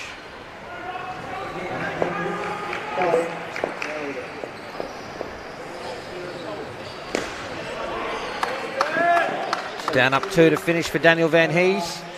But the New Zealand men, strong winners here, 130 runs to 56. And Gary, as you predicted, nay, as you insisted, they have won all 4 of the skins on offer here. Yeah, look, no surprises from my side of the table. But the good thing, I think, is this is probably the team that you'd want to have the last hit out against. If you're the 22s, you want to be playing against the best in the world or second best in the world. We'll find out in a couple of days. At the end of the tournament. But this is a good game for them. Gives them that last little hit out, can kind of kink out their strengths, their weaknesses, and go into tomorrow. It's not much like when you pick up a real heavy bat and you go pick up a light one. You think, gee, this is much easier to do, isn't it? Much like when you play stronger teams. You play a real strong team, you can come out the next day and play a team that's not as strong. And the team they're going to be playing tomorrow is certainly no open men's New Zealand side, that's for sure. And Paul, what do you think New Zealand can take out of this game? I think New Zealand will be very pleased with this. They've left a lot of bowling on the bench. They've played a lot of batting. They wanted to score some runs today. They've scored some runs. They've seen these guys in some better form. They'll be very pleased with that. And I think, again, their best performance since the opening night win over Australia for me from this New Zealand side. They'll be thrilled with it. As we just catch a few more of the highlights here, it was all New Zealand. Just that fantastic piece of fielding. It's a great indoor cricket wicket. Lots of highlights here for the New Zealand bowling and fielding. As perhaps not one of them, but it does make the reel nonetheless. And a comprehensive win for New Zealand to finish their round games.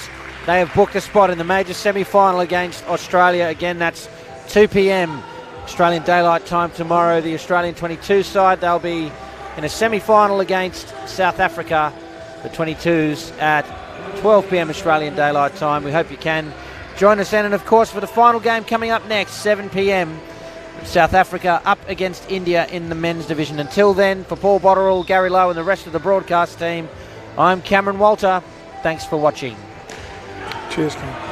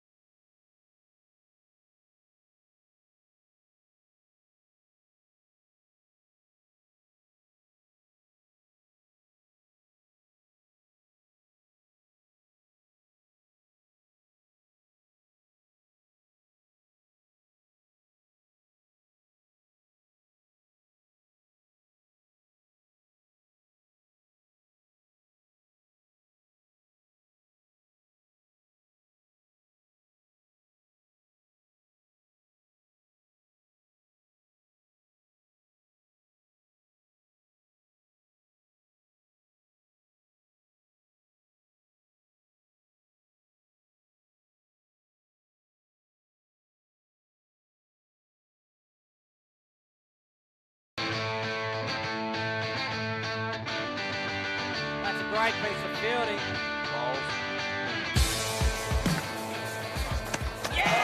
Got him! He'll be OT. One for the leg spinner.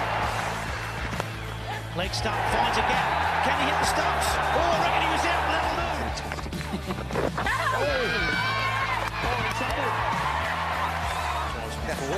do. Oh, that is an absolutely sensational piece of fielding from Claire Koski at the back. Death indoor cricket, here he is. And there it is! He's entered the stats straight away! Fraser McGurk cuts and he's away with a boundary. Nice start to his domestic 50-over career.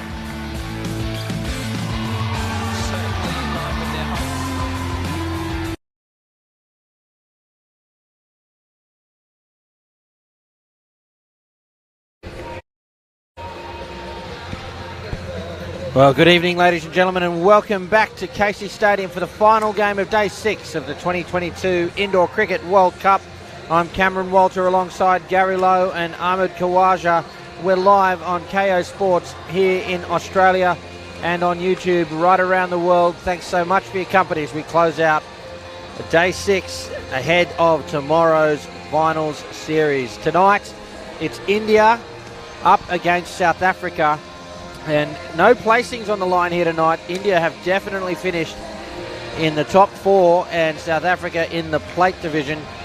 But it's an important hit out for both sides, in particular India, who will be looking to press their case for a spot in the World Cup final. Gary, good evening to you.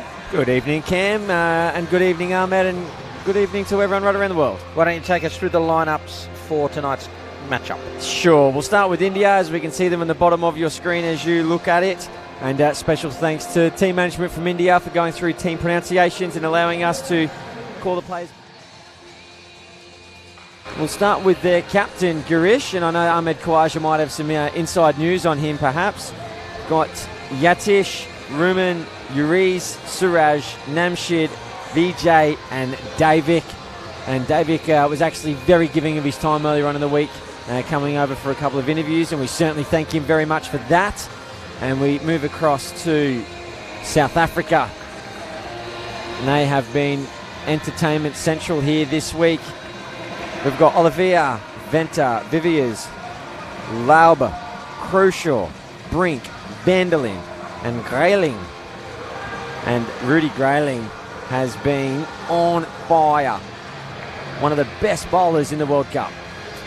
Yeah, coached by Dino Biradelli, and while we just refer to the coach of the South African side, I'll just take a moment to acknowledge the coach at the last World Cup, Vaughan Bullet Rath, who passed away between that World Cup and this one.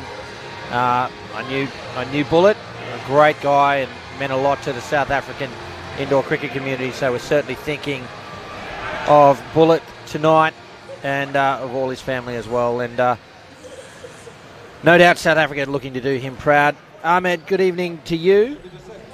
Good evening, Cam. Good evening, Gary. Good evening to all our viewers from around the world. Really looking forward to this clash. Like you said, gents, nothing on the line, obviously, in terms of placings, but certainly important for momentum going into finals tomorrow. Absolutely right. So, settle in, ladies and gentlemen, for your Thursday night. Olivier and Venter at the crease for South Africa. Yatish is going to bowl for India as soon as we get this bail sorted. It's World Cup indoor cricket action live from Casey Stadium. Stay with us. The umpire for the match, Ben Brading from Australia, gets us underway. Up. And it's out. Look at that. Venter just wandered out of his crease and just tried to wander back in, and a little direct hit flick, and India make them pay. Well, there's a replay from the hold on, that's the not earlier game. But trust me, that was a nice little piece of fielding. Let's take a nope. That's the other game as well. We're away. It's been a long day, folks. Bear with us. Here's your Tish.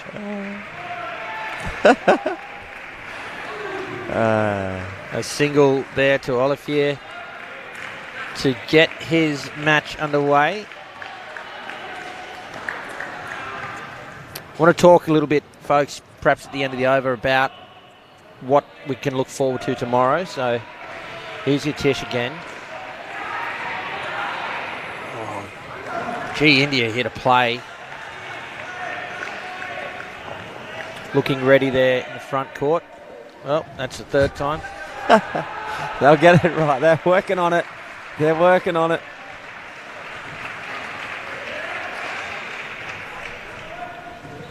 Driven and through hands to the back net for 5. Polifier. Well, it was there to hit. He hit it well enough that it just spilled through the hands to hit the back net. 5 scored.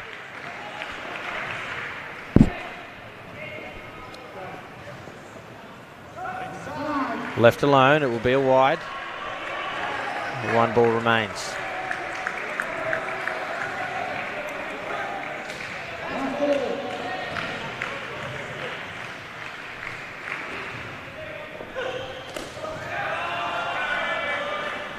Comfortable shot to finish the over from Venter, and despite the loss of that wicket, still 6 runs from it, so a good start there for South Africa. Yeah, gents, just let's look ahead to tomorrow.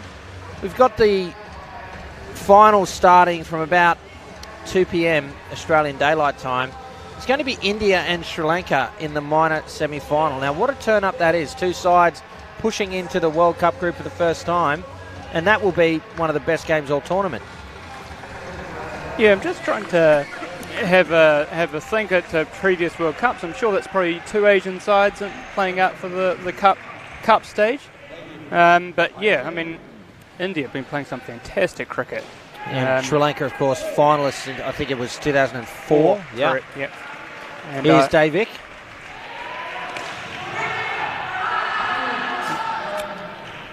Had that minor prelim against South Africa in 2017.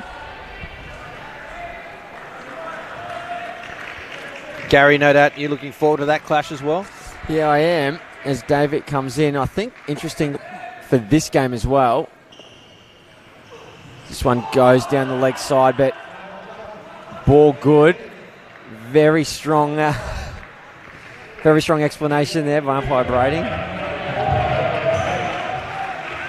Third ball opportunity. He doesn't need to overly explain his decision there either, does umpire Ben Brading. Fair delivery, yeah, that's it. End of story. Just say it's good. Appeal for a run out.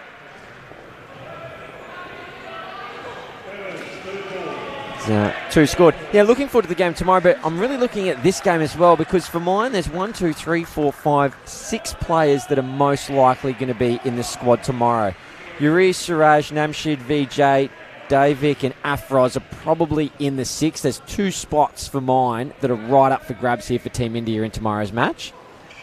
So although in terms of competition ladders and who's playing who tomorrow, this Indian team are fighting to be in the 8 tomorrow. So they'll be putting their best foot forward. So for mine, 2 spots available. Here's Davik with 2 balls remaining. The other interesting thing is the India captain, Girish, has been injured. He's making his return to the court, and you see 1 ball remaining. Ahmed, you went and shook hands with him before the game and assumed that he wasn't playing based on what happened. We'll just let this delivery play out. Pushes it into the net for 2. Just 8 runs from the over. Yeah, Cam, I'm a right-handed man, and so we went to shake hands with him, and he gave me his left, and just sort of tended to keep his right arm away, and that's the where he had that rotator cuff injury. So I assumed, at best he wouldn't be playing today. At worst, he wasn't going to play. So yeah, it's interesting. Maybe he wants to test it out, see how it's going to go. But I'd be very interested to see how his bowling is going to go in this game. Might not need to go take it too hard with the bat. The other thing is that Danish, who's sitting out this one, I think he's sort of just nursing a bit of a niggle on his wrist, so a bit of a wrist injury. So he's sitting this one out. Give it a bit of time to heal, and I think he might actually make his way back into the team tomorrow. But be interesting to see how it goes. Uri's bowling the 3rd over of the match. Yeah, well, Danish is right on the cusp of getting into that squad as well. Pretty positive strike rate, average of 10.8. Yeah, and I was talking to Davik before before the game, and obviously because of their injuries, and obviously Kizza has been out since the first game.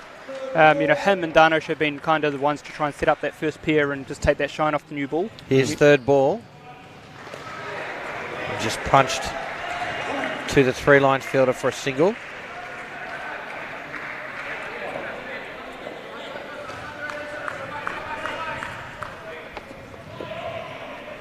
These two batting well. Safe as houses. Another two. You can kind of see Garish, he's sort of using his left and kind of just keeping that right arm hidden away, and they're obviously hiding him away in that point region too. How's he going to bowl? Yeah, I think he's probably going to bowl as well as I do with my right arm, and that's my good one. Yeah. Might see our first underarm delivery. Of course, legal in indoor cricket. I knew you were going to say that, Gary. Brings the over to an end. Better one there for India. Just 3 runs from it. 4 dot balls, 2 of which precede the incoming over. So it will be third ball and an opportunity for India to claim another wicket. They took one off the first ball, which was a bit of a soft wicket, really. Venter just wandering back into his crease.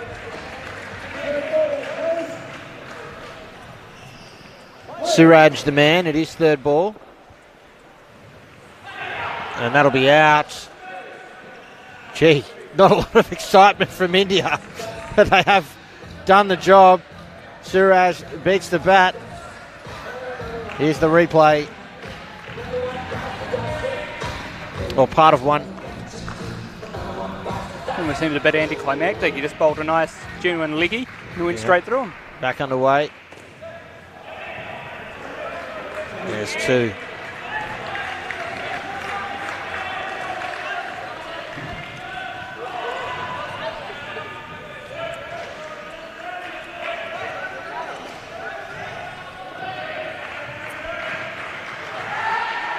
Oh, they put it down.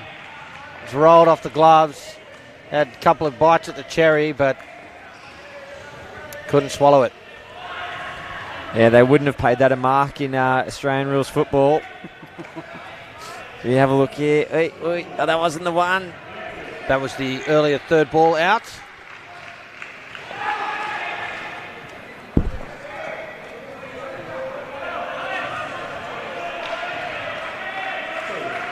Another third ball opportunity here for India. 2 deliveries remain in this batting partnership. Currently 14. So when all the fears on the pitch as the bowler commenced the run up there, I didn't know if he was ever going to get off. Camped there for a really long time. Yeah, I really don't like the non-striker standing on the pitch. The umpire controls the play. The bowler can't bowl till the batter's ready. Why do they need to stand there? And one sent to the back for 5. It's a good little recovery there after the loss of that wicket. So 4 runs from the over. 21, the opening partnership for South Africa in this, the final game on day 6 here at the Indoor Cricket World Cup. Hope you are enjoying the coverage live on KO Sports and on YouTube. If you've just joined us, I'm Cameron Walter with me, Gary Lowe and Ahmed Khawaja. And I wonder if South Africa got a little bit of a point to prove here, Gary. They've finished in the plate division, and that's, for them, that's underachieving. Well, things could have been really different for them. They had a last ball loss to New Zealand where they were 85 all, and a wicket fell, so they lost 80 to 85. They had a really tight loss to the Australian under-22s where they went down 99 to 102, and they went down to England on 169 to 80. They're 3 games that could have easily gone the other way, and if they did, we've got a completely different World Cup. So, yeah, they've just missed. Here's VJ. It's Crawshaw and Van der Linde at the crease for South Africa. So their only wins in this campaign against Singapore, UAE and the South Africa 22s. And by their standards, by South African standards, generally, historically, not quite hitting the mark.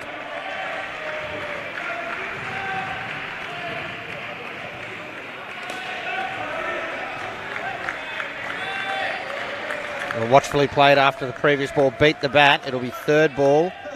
This will be the 5th time in 5 overs. Advances. It's kept off the net. It's a single.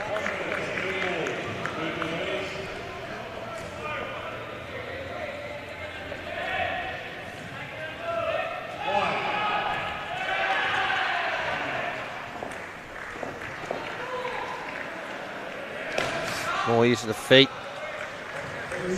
into the backcourt for 3. I'm really looking forward to seeing what's going to happen with Garish. Now, that should be out. Oh, it's not taken. Just didn't react quickly enough, Uriz, and that's the end of the over. 9 runs from it. Another good start for South Africa. I tell you what I hope isn't about to happen. I hope that they've not sent him out there knowing that he's not going to bowl and then have him substituted. And as some sort of a way to give him one last hurrah before the finals. Oh. I guess it would be a bit, I mean, I see what you're saying. It would be a bit pointless really to have him on the court and not really, you know, well, play an active that's my part. point. Yeah. Davick will bowl. Never know, he could come in and surprise us. Surely they won't.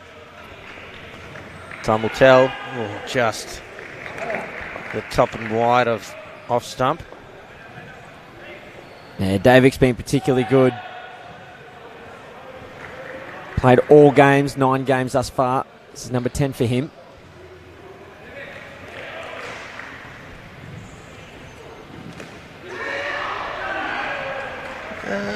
It's not a bad effort. The slap, though, was high. The ball nowhere near the stumps. Tell you what, I mean, Suraj playing as obviously their first choice keeper, but how good would it be to have him in the front court? Yeah, lovely height. Don't know what it is, gents, but every now and then while we're here on commentary, my phone just wakes up the voice assistant thinking that we're talking to him. I'm not sure what word we're using that activates it. I never use the thing, but yeah, interesting.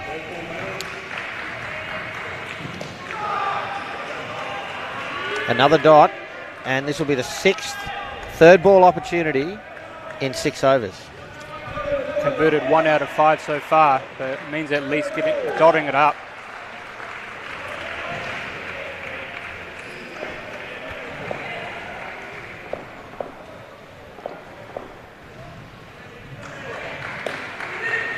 Oh, chance. Needed to hit.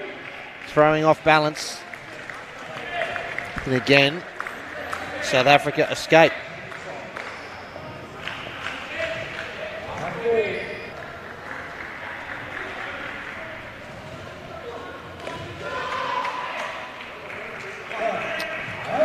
Single to finish the over. 3 runs from it. That's another good over there for India. Just searching for another wicket. Yeah, a couple of tidy overs from Davick Rai. He a bit of a workhorse for that team. He puts us all into his bowling. He's playing his receiver. He's opening, taking shine off the new ball. And as you guys have said, he's played all games so far. So he's really putting in a workmanlike effort this World Cup. But this fella here is I'm really looking forward to watching Namshi bowl. He's been very hard to pick. A lot of teams have had a lot of trouble with him. It's the 7th over. Here's Namshi to Vanderlind.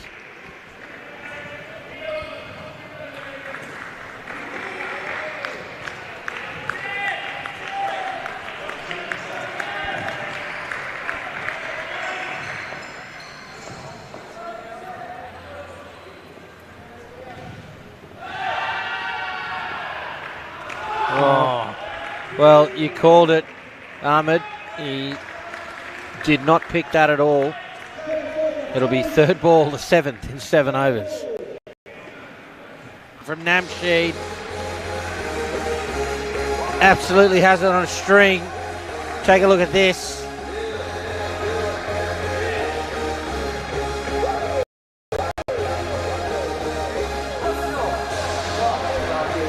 Huge movement off the deck, and well, a simple run out in the end. Now that's his 16th wicket in 8 games. Pretty impressive.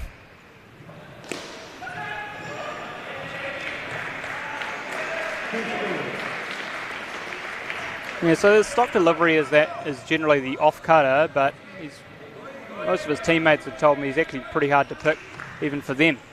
He can go both ways.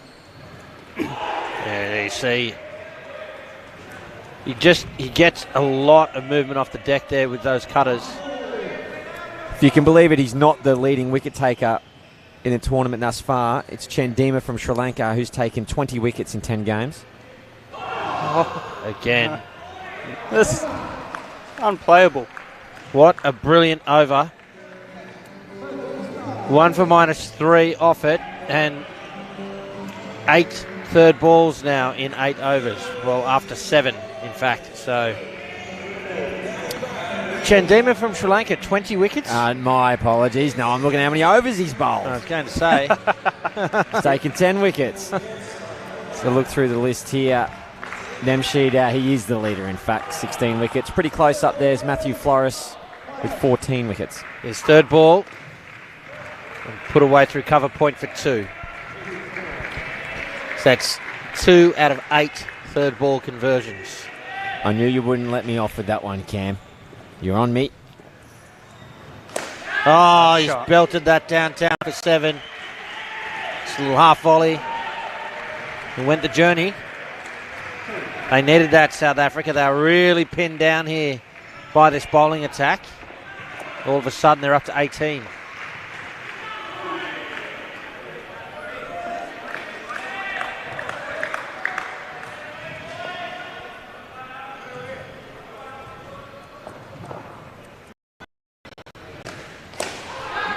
And that one as well.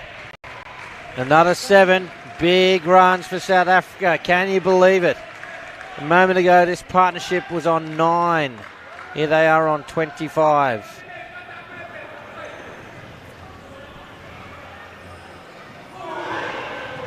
Trying to get that one to the back net. Another leave.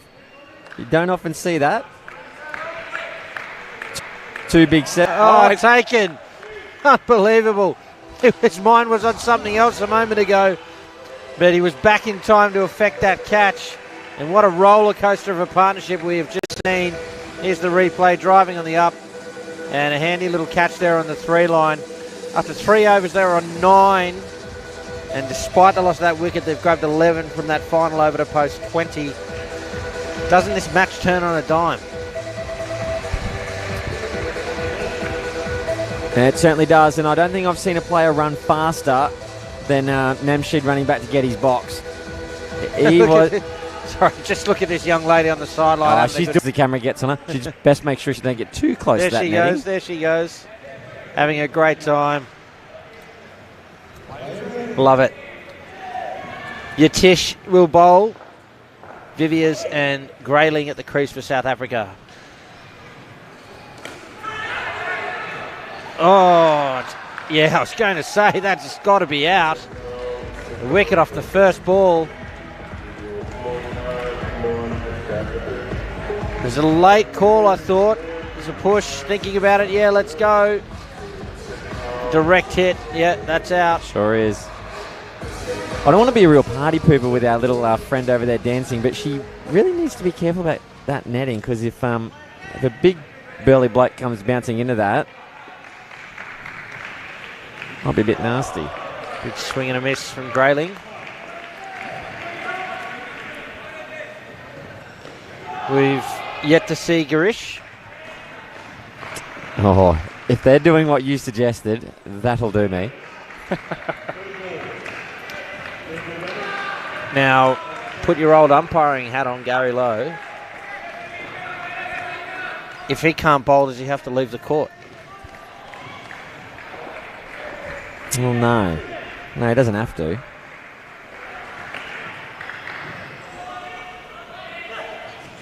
So, and I believe we've seen this before. I recall it. Well, I've seen it before in an Australian Masters tournament that was in Canberra. The same thing happened. A player couldn't bowl, I said, well, I can still field, so Yeah. I'm staying here. Yeah. And it was allowed. I remember talking to David Shepley about that at the time. Ahmed, your thoughts? Yeah, doesn't really sit right with me, to be fair. And I think I'd probably be okay with it if it was flagged to the umpire before the game. Yes. Well, and as far as we know, it may well have been. Yeah. Yep. But I think if you're going to field a player, you're going to field a team, everyone should be contributing, and that should be known going into the game. Yeah. Third ball, and pushed way down leg side. That will be the end of the over, -1 from it. Oh, just as we talk about it, is he coming? Or is he just walking to the huddle?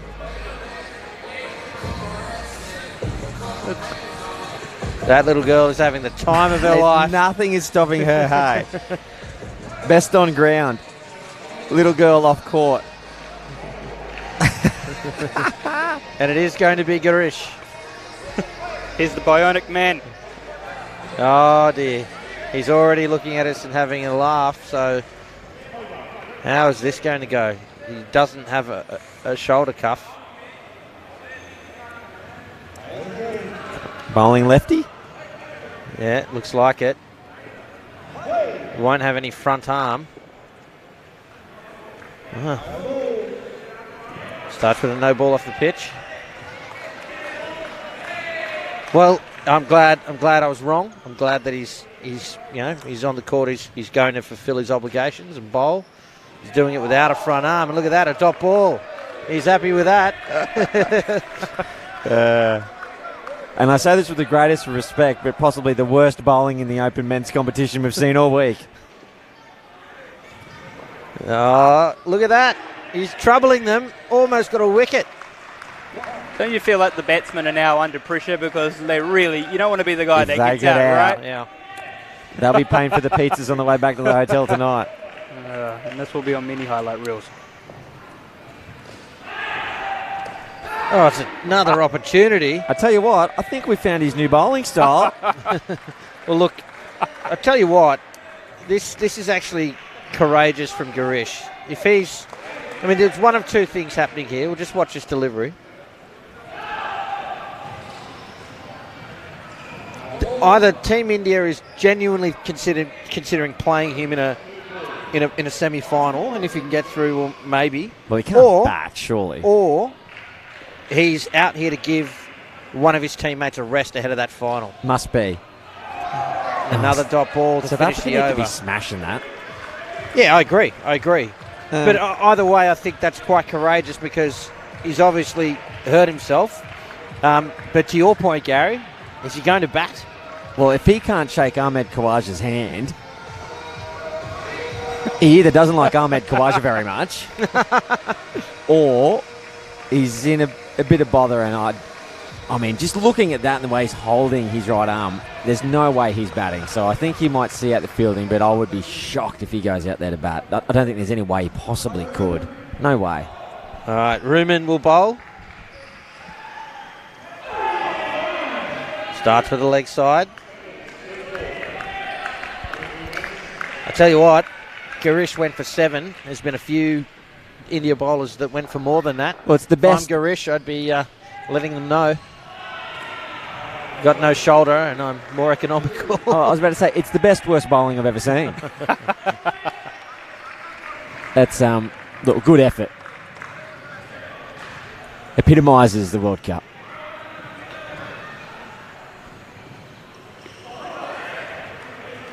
Yeah, it's just going to be interesting to see the approach there. Obviously I know Danish has he's got a niggle with his wrist, so he's sitting out, and he was pretty adamant that he couldn't play. Just wondering if what's happening with the other players there, that they need to field someone who's obviously still very much injured. It could literally just be to rest them fatigue-wise. A game off, big game tomorrow, 2 to come. Oh, that's gone the journey. I think Grayling's had enough of this. And then you can see Girish with his one arm on his hip, looking at his teammate. Knowing he's gone the journey. 1 ball remains. Good response from Ruman. But 15 runs from the over, a big one again for South Africa. They've looked out of it in just about every partnership and they've found a way to construct some runs. There it is. Yeah, it's actually quite incredible. Gents has 8 third balls over 11 overs, and they've still managed to get 60 runs because they've managed to play those lower percentage shots. They've managed to pick up a 7 or a 5 and 15 run over again out of nowhere. Well, here's the man, Namsheed. Took 1 for -3 off his first over. Here he is again.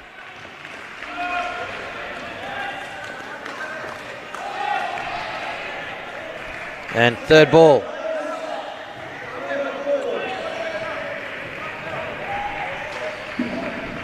Just the 10th third ball. Beaten, and that'll be out. Surely it is. India affecting the third ball wicket.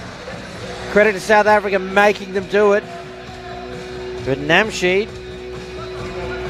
used the word before, I think, Ahmed, looking unplayable.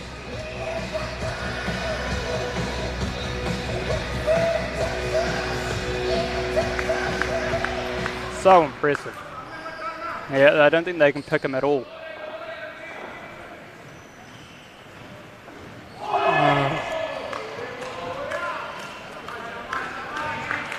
You like what you're seeing, Ahmed Khawaja? Enjoying it? Oh, absolutely. Absolutely.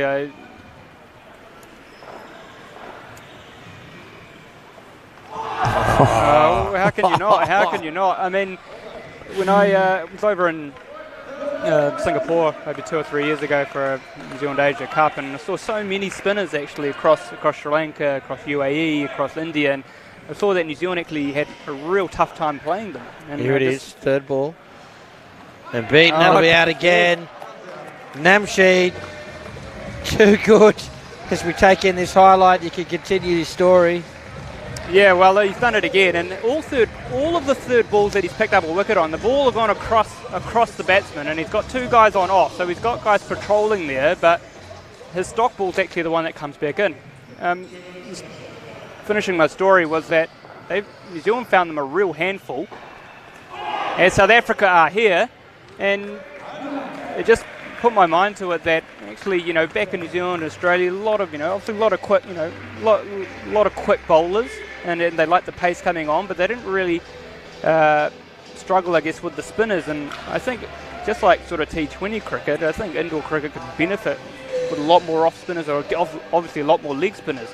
And I think teams will find that very hard to play. And you've got 2 or 3 leggies in this India team itself. So Namsheed finishing with figures of 3 for -13. That's not too bad. Not too bad. VJ's going to bowl the first over to this pair. And it's Laba and Willie Brink for South Africa. 52 on the board for South Africa. We just need to wait for the keeper to get his glove on. Ready to get back underway. Oh, VJ goes straight through Willie Brink, who's looking to go downtown. Instead, his castle has been knocked over. Let's have a look at this. Oh, it actually turned back in. Yeah.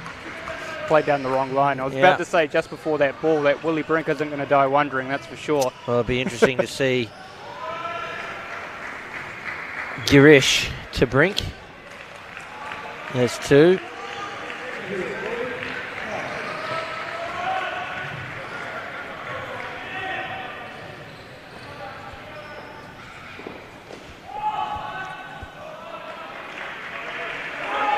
This one cuts him in half. Good bit of bowling.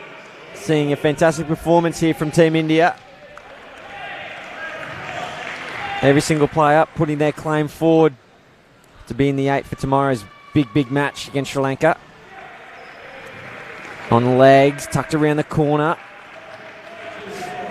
The one-armed man down there in the front. It's like the dude out of The Fugitive. Yeah.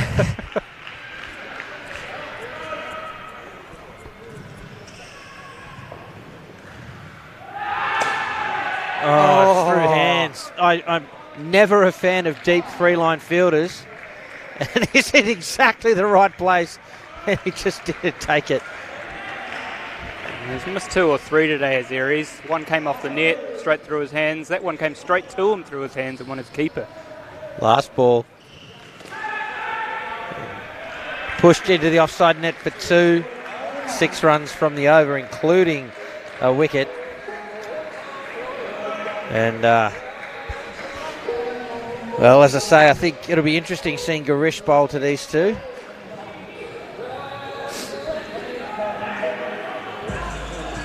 And now's the time.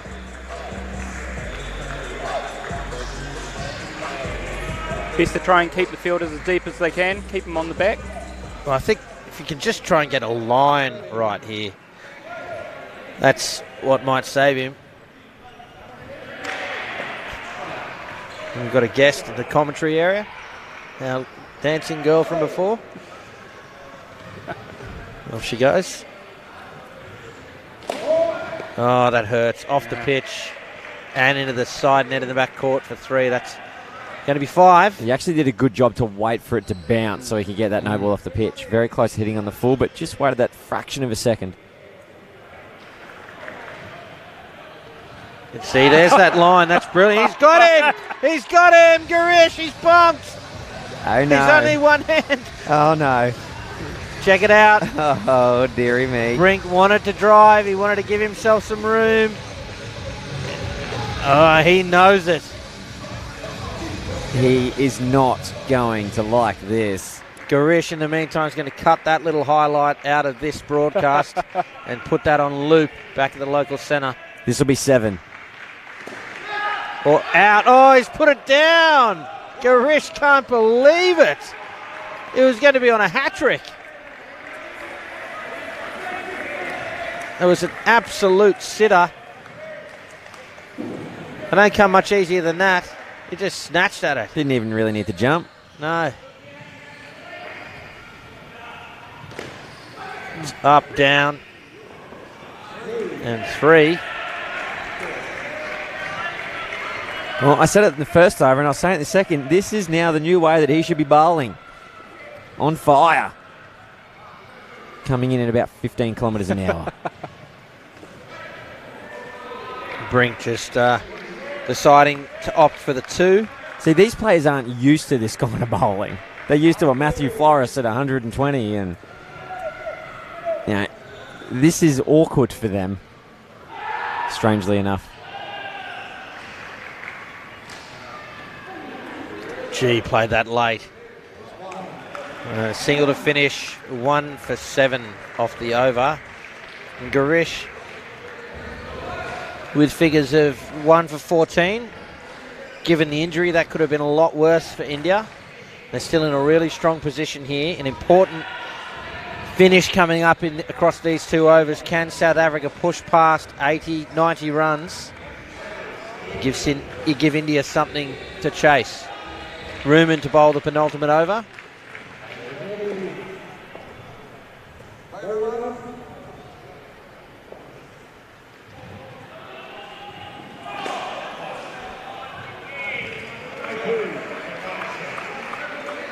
Down up, pull shot for 2 from Lava.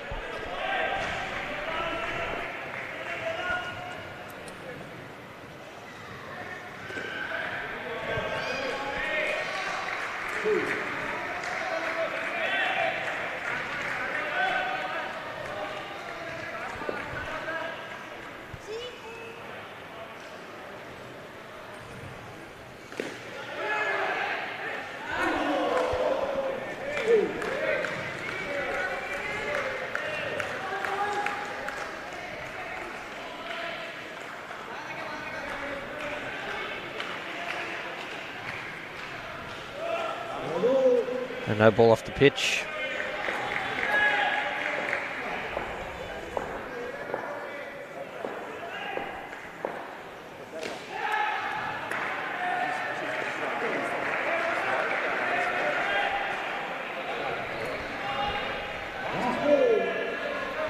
And 1 to come now.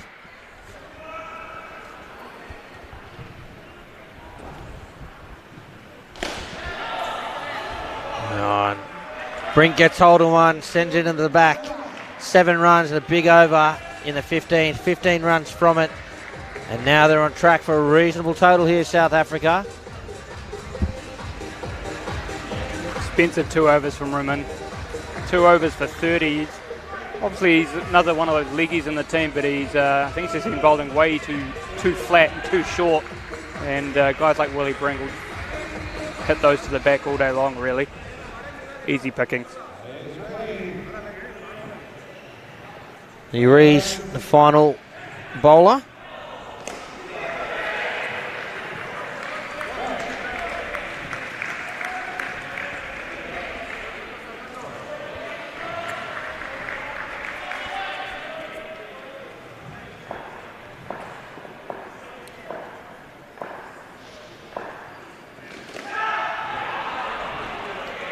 Two runs to Laba.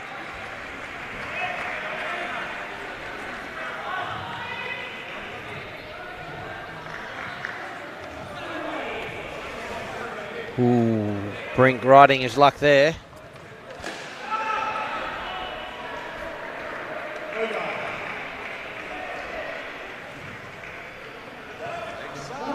Lose that one alone, the leg side. They get the runs and the delivery again.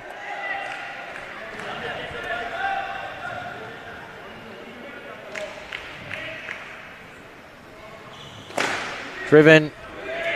Good piece of fielding there by Uri's off his own bowling. Keeps it to a dot.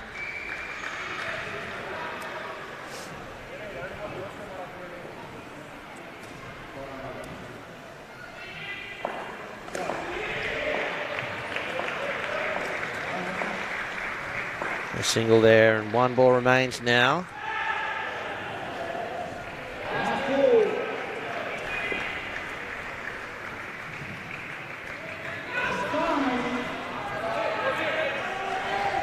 Well, now 1 ball remains after that extra.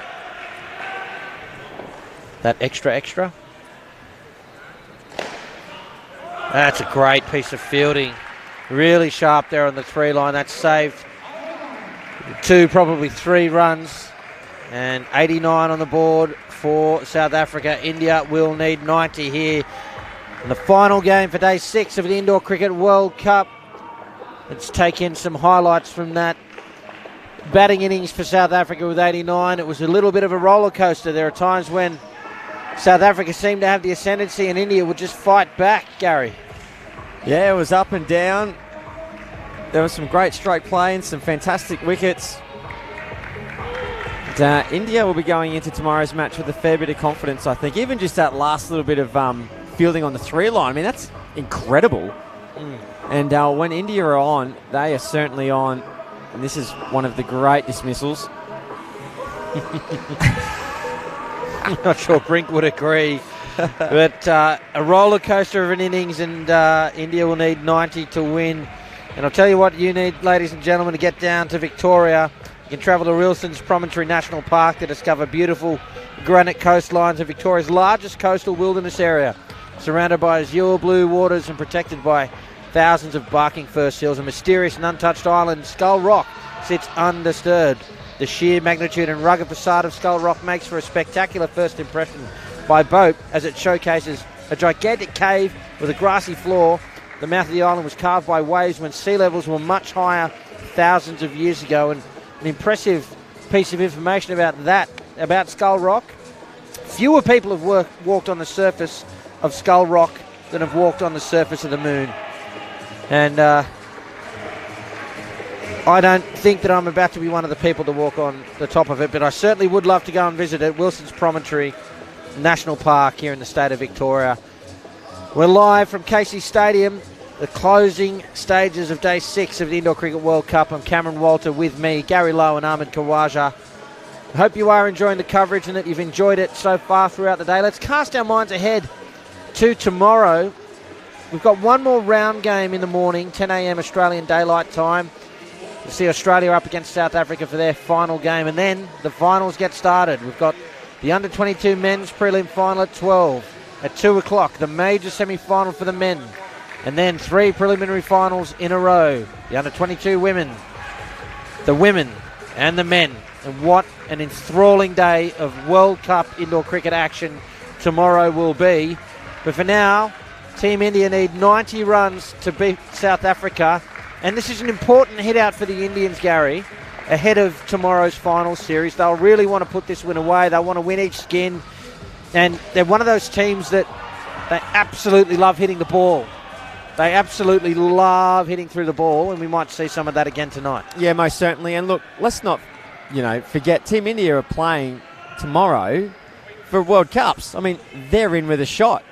All they need to do is string together a couple of games, and they're right in amongst it and possibly bring in a nice bit of silverware back home. So they don't want to start resting tonight. Not now.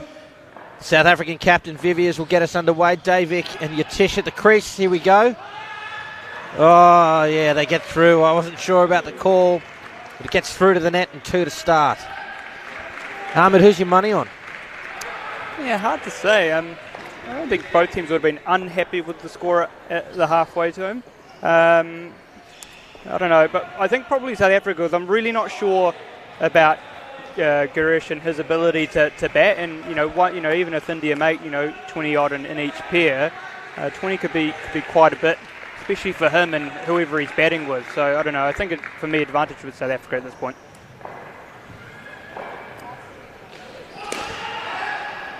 And through, Gary. India in a canter, mate, unfortunately. Sorry to be combative. But no, I think that they'll be on and they'll be playing a little bit more sensible cricket. So they're gearing up for a big game tomorrow. I doubt Girish will bat, and South Africa will select a batter to go twice. Oh, chance at the top. It's a direct hit. Surely that's out. It is. The big dive, and isn't he pumped? Did you see the big fist? And happy with that piece of work from Venter. Let's have a look. Yeah, bouncing bat. In fact, he probably wasn't even in the crease till his hands crossed the line. So Ben Brading from Australia took his time and made the right call. 2 to come.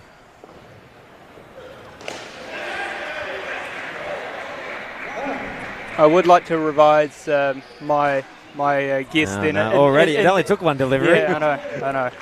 But I have to be combative. We're in New Zealand and Australia right now. So, but if Girish doesn't bat, then yes, I think I'm going to be leaning towards India. If he doesn't bat. Yeah, as that over comes to an end, no runs from it. I think it will be interesting to see if Girish attempts to bat. I'm with you, Gary. I think it'll be a bit insane, certainly for him to attempt to get through 4 overs. But I'm curious. I think that will be instructive as to what they're actually planning here. Is he going to go and try it and bat, seriously? Well, I don't think so. And the thing is as well, if he's protecting one of his other teammates to have a rest or whatever, he can do that by not going in there to bat because one of his other colleagues gets to go there and bat twice. So whoever he's protecting and having a rest with still gets to continue to have that rest. It'd be borderline insanity him coming out and batting because he's just not right. And all for what purpose? Yeah. Well, I suppose you could argue that it would prevent one of the other 7 from having to bat twice. Oh, that's all right. Extra 4 overs of batting practice. Here's Brink. An opportunity again the front. A little bit of traffic with each other there. South Africa. It's a single, caught the keeper's net.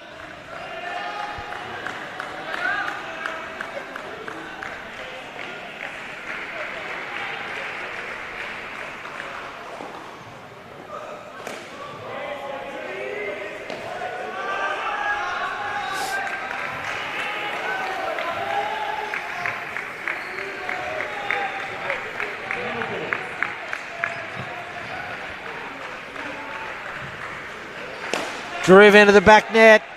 7 bits for Davik. Well, that's about as sweet as it gets. It was right into the 90-degree angle where the back net meets the roof. Perfect 7.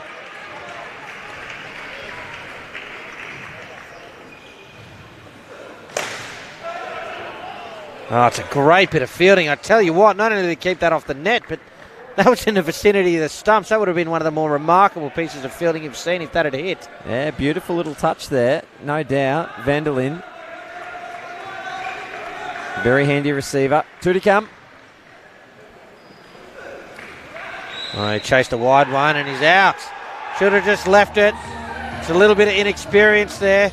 And yeah, I'm not sure I'm a fan of the South Africans forming a huddle around the batter here, which is pretty much exactly what they did. I don't think that was really necessary. David got out of there real quickly, but you know, you can make a bit of an effort to do it without surrounding the batter, can't you? Last ball. It's the end of the over. Still 4 runs from it, courtesy of that 7. Let's just take a look at this on the replay. There it is. Bang.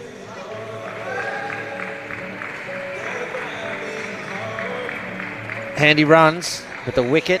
South Africa continue to fight back here. And I like the aggression. Laba will bowl the 3rd over. Good comeback by Brink. He wasn't really bowling to his field. He had 2 guys there who were pretty square on leg, and he's bowling some outswing, but managed to keep it back to his field after that.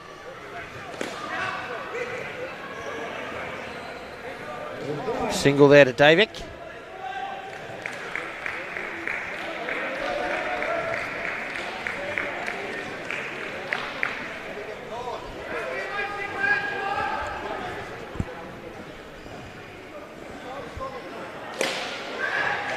That'll be out. Another wicket. That's 3 in 3 overs. South Africa, they're going to keep coming here. They're not going to make this easy for Team India at all. And you can see after the wicket as well, they're really ripping into Team India here. Certainly are. That's the way South Africa play.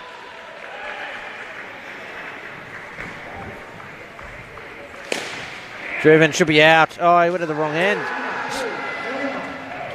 Thought he had time to just give it a little flick back to Van der Linde. He has something to say to you, Tish, too. South Africa seemed to think this was much closer. Home by foot and a half. All day, mate. Just broke the stumps. A quick replacement, which the sponsors won't be happy with. That's the first time I've seen that. Usually in the old days, you'd see broken stumps every 3 or 4 games. Yeah, that's why there's no Wilkins around anymore, mate. Oh, that is a terrific delivery. India really need to be careful here. If they're going to be competitive and try and win this game, they need to get this last batting partnership up to at least, 15, 16, 17.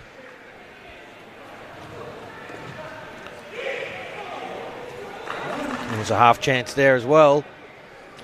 And it's important, South Africa, okay, they're going to finish in the plate division. They're saying to India, righto, you guys are up in the World Cup. You want to be playing better than this. You're in a semi-final 100%. tomorrow. Not good for morale. South Africa roll India here. I know that there will be Team India having a pretty restless night. With 1 run from the 3rd over, they find themselves on 5. And 1 over to come to get this partnership and the run chase back on track.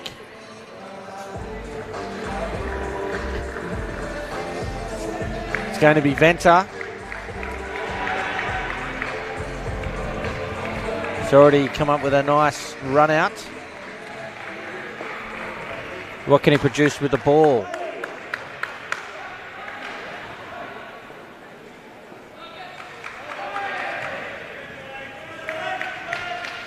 It's a bit of a dangerous game here for India because they're playing a team who's got nothing to lose.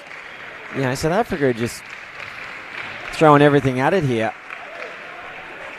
Important match for India. Maybe a bit of frustration in the South African camp. I mean, obviously, if they had beaten Sri Lanka this morning, and obviously lost by 2 runs, and this game might have been, slightly live for them. Yeah. But in fact, they've obviously got nothing to play for other than, prep for the plate, and they'll be frustrated at that. They'll expect better for themselves. Well, I think you're quite right, but you add to that equation those close losses that you were talking about at the top of the broadcast, and that would just add to that frustration. That's a good word to sum up the week so far for South Africa, just frustrating. And seeing some of that come out now in the way they're playing. Yeah, that's a really good point there by Ahmed. That 69-67 game.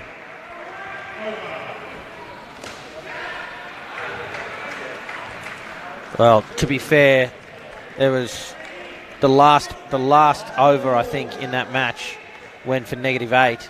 So yeah, the score sheet, I think, not really reflective of the fact that Sri Lanka dominated that game. 1 ball to come.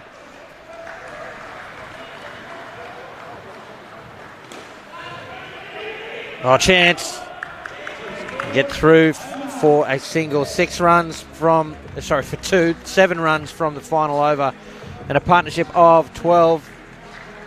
They're a little bit behind par at the moment, India. Didn't have it all their way. As you'll see some of the highlights from that pair. Oh, I love this shot. Look at that. They certainly had it their way. Yeah, good. On that ball. But just getting back to some of the Sri Lanka stuff as well, what Sri Lanka have been particularly good at during this World Cup is picking up skins. South Africa 18 skins, Sri Lanka 25. Even with that win that Sri Lanka had, they picked up 3 skins. Even some of the losses that Sri Lanka had, they came away with 3 skins. Well, Sri Lanka have had less wins than England and have finished ahead of them in the table. Yeah. By virtue of that. By some distance too, by 4 competition points. Yeah. So, just about ready to get underway for the second batting partnership. It's Vijay Namsheed. Van der Linde has the ball. Back on the way. Starts with a dot.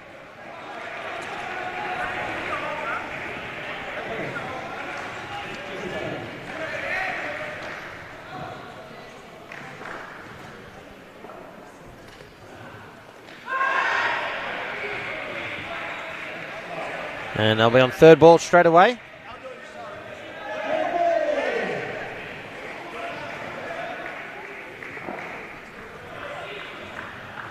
Beaten, that'll be out. And Namsheed, this is one of those experience things for these guys. Namsheed is the non-striker, okay. The batter hasn't got any batter on it, that's fine. Namsheed's got to run as hard as he can here, get in as soon as he can, and force South Africa to effect the out at the top. That happens, the throw could be wild, the collection might not be clean, and they've got an opportunity to get through third ball instead. Certain out. And this is the perfect start for South Africa. Looking the goods to defend this 89. Granted, still plenty of cricket to come. Yeah, I'm just not feeling the urgency with the batting so far, and can't feel the energy. I can feel the aggression from the South Africans. I can feel the enthusiasm, the sound, the clapping. But I'm just not feeling it from India, and it seems to be reflective in the score at the moment. I tell you what I hope we don't see is we see 2 take it off the last ball of that over. -1 from it. India have found their way into third place by playing a certain brand of cricket. Yep. I don't want to see them think, well, okay, now we're in finals, and think that they have to change that brand of cricket. Maybe fatigue is going to influence, injuries is going to influence the brand of cricket that they're able to play, but I really want to see them play that unorthodox form of indoor.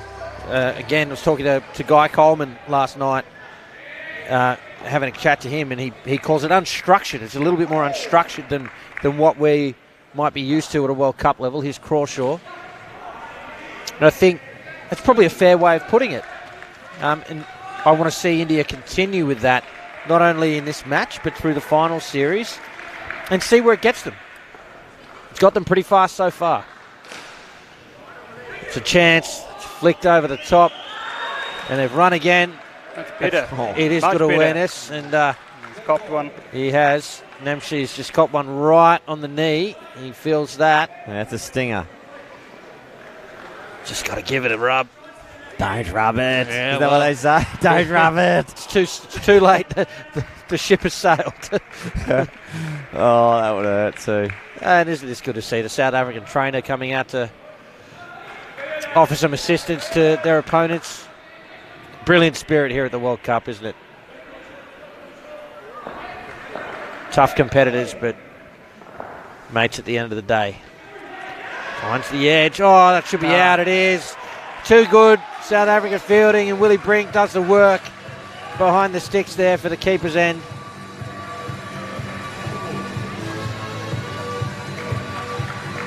See, the edge is up.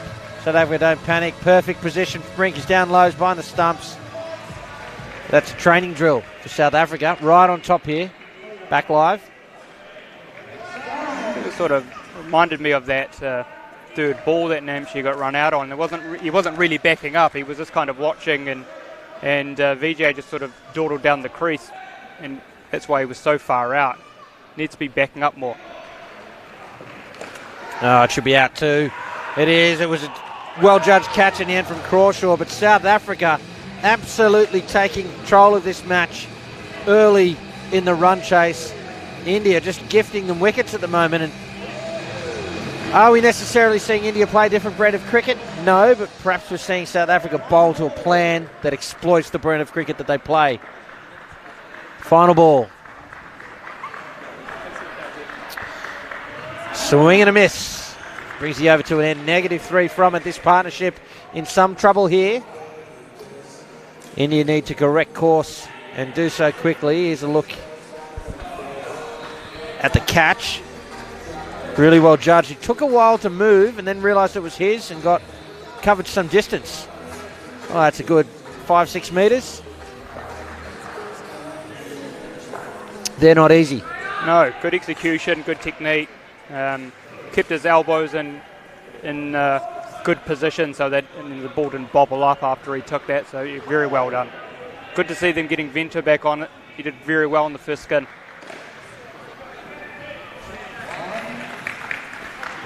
Good protective, defensive fielding there from Laba to keep it off the net.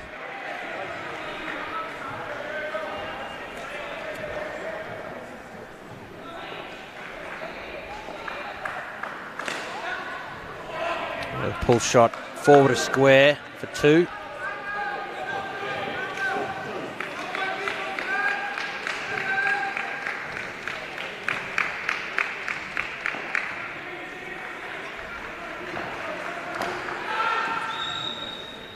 Get through for a run.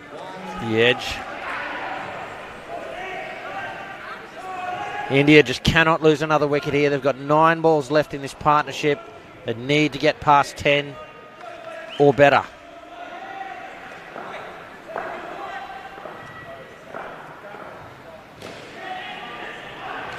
It's driven. It'll be a dot ball.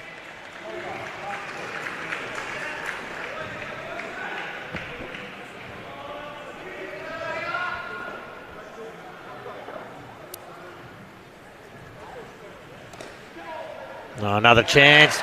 It's a carbon copy of the previous wicket, just a little bit lower this time.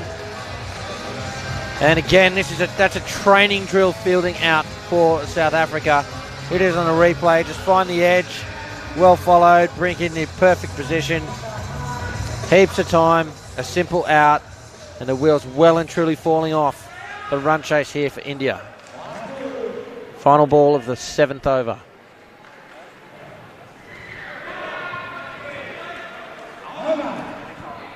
-1 from the over, the 3rd negative over in a row for India. How do they get out of this? They need a big positive over here to finish if they're going to stay in touch. Can't have your last 2 pairs needing 40 each to win a game. No, I don't think it's looking like a very tall order from here. I mean, they seem to be playing like a team that has already banked their place in the semis, and the running in this pair has been very laboured. The shots have been very loose. It's been a bit disappointing to see, and I don't know how they're really going to turn it around, to be fair. Vanderlind to bowl the 8th over, the 2nd over he's bowled to this pair. Well, the bail's been broken on those stumps, so we haven't seen a set of broken stumps all week, and now we've had 2 in one game. Well, we have to replace the stumps, we can't have them. No, in some countries we play with bails that are loose, but not around here, not at a World Cup. And India really need to sort out what's going on here, because they're going to go into a match tomorrow and Sri Lanka, in my judgment, are coming in heavy favourites. It's like a jockey trying to win a horse race with a horse with 3 legs and no eyes, and a drunken horse at that. I mean, they're all over the place. Oh, that's got to be out. Oh, you said too high. Give it out. Oh, there's... look. Oh, I think he's just reminded them of the fact that it's third ball. Did he call third ball? No, it's probably missing. I did call third ball. Yeah, there you go. He heard me ask the Before question. I said dead ball, I also said third ball. This seems to add to India's lack of focus, not even understanding that it was a third ball. Well, them and me both. Was so preoccupied with the LB, I didn't think of that. And another out. It's just turning into a bit of a debacle now, isn't it? Yeah, it really is. And look, they got injuries. I don't think that they've put the effort into this game that they should. Yeah, and that's the danger, Gary. It's clear to me that India's probably thought, okay, well, this game doesn't really matter. So it doesn't affect the fact that they're going to be in a semi-final tomorrow, just delivery. However, it does matter. 1,000,000% it matters. 1,000,000% it matters. Not only have they've got to continue to be in the groove. They've got to get through fit. They've got to get through focused. This isn't doing them any good at all. 2 to come. Still 2 to come. You know, I mean, this game gives them the opportunity to work out their partnerships. Okay, I'm going to be batting with you tomorrow. Let's go through that and what that structure looks like and get into our routines. And that's going to be on the drive. Chance, not taken. They're going to go through for an additional run. They're going to need every single one if they're going to try and get home today. Batting partnerships -9. And then, just from a motivation and a morale perspective, I mean, what a massive hit that's taken after this. No good.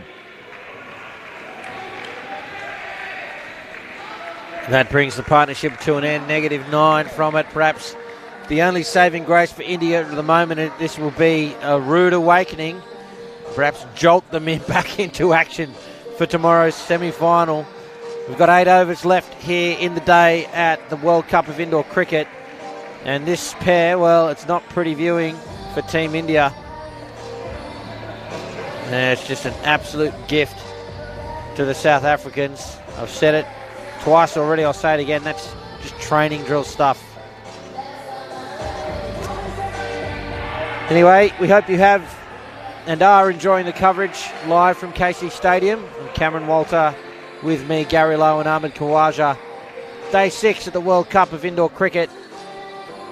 And just 2 days left before we determine who will be the champions of the world for 2022.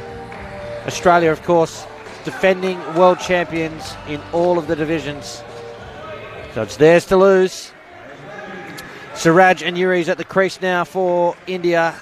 South African captain Viviers will get us back in action. Short into the body, right into the hip.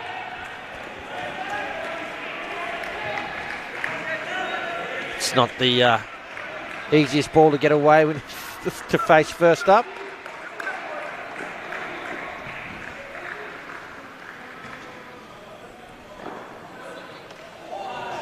Leg side. That makes life a little easier.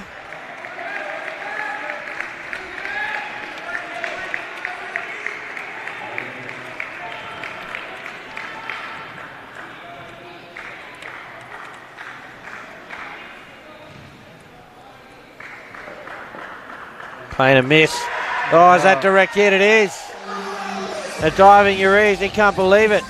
Yeah, coach doesn't think it's out for India. I reckon from the naked eye, that's gone. Yeah, it looked out to me, assuming it was indeed a direct hit. Here's the throw. Probably even if it isn't. That's out for sure. Yeah, all day.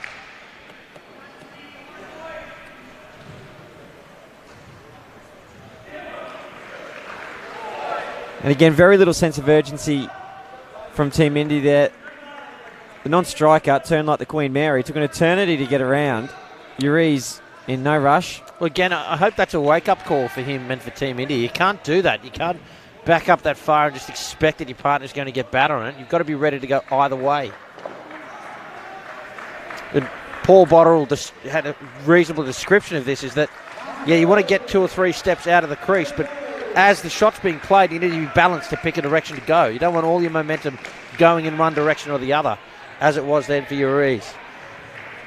Third ball now, the last ball of the over. Yeah, bat on. Grab 2 to close out the over, but it is the 5th negative over in a row. Wow. India are moving, but they're moving in the wrong direction. What a start. There it is again. And you can't see the bails, but you can see the stumps. Yeah, that's right. And if the stump is being knocked over, then you know the bail's gone well and truly before that. And it didn't look to me like, just from that back, that we saw the receiver's elbows then go forward again. So it looked like all he's done is taken the ball as it's passed through and hit middle stump. Could have even been, yeah, it could have been the bails of, yeah. I mean, what on earth is going on out here? Willie Brink, he's going to make him pay here. Man, I like this. Put the foot on the throat. Chance at the top. Should be Oh, out. out. It is. Again, training drill material for South Africa. And the Team India just arguing. And you can see there, Siraj cannot believe what just happened. And it's on him. If I'm the striker and I don't want to go and I'm not sure, I've got to call no. And if my non-striker sets off, well, I don't move. If there's going to be a run out, it'll be you, Sunshine. I called no. But he didn't do that. He didn't make a call at all. Well, what a time to have arguably one of your worst performances. And again, they've got blokes in crutches. They've got guys' shoulders that are bung. Well, Kizza, who played one game before he one through to the back net, before he had a tournament-ending injury. There's no doubt India struggling through, but they've put on the performances, haven't they? Yeah. They've done what they came here to do. They're in the finals. Just doesn't... It's a different team tonight. Good point you raised about Suraj, being the one who needs to make the call. And I think the other thing is that, these guys have now been batting with each other, playing batting in position together for several games. And you would think by now they should really have the communication, should be on they should be on the same page. Yeah. And if they're not calling together, they're not understanding each other at this stage of the tournament, that's quite a worry. And everything that South Africa aren't letting them get away with here, Sri Lanka will do the same. It's through to the gap for 2. And then heaven help you if you get through that game, then you've got to face a New Zealand or Australia, and it gets even worse. Well, the flow of negative overs comes to an end. There were 5 of them in a row, and despite the loss of a wicket, India managed to grab 5 from that over. 6 overs remain. They need, 83 runs? I'm going to call it. I don't reckon they're going to get there. What are they averaging in over so far? About 0.67.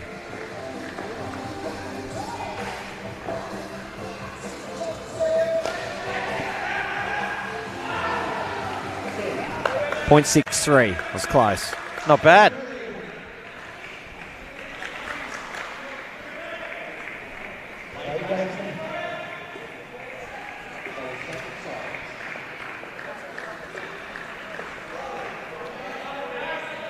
Well, at least I was pretty close with that because my prediction was completely woeful. Well, I said a canter. I honestly, I can't fault the prediction. I think that the way that India have been playing, you would think that they would come in and do and what you described. And just so switched on for this. Yeah. Ready for it.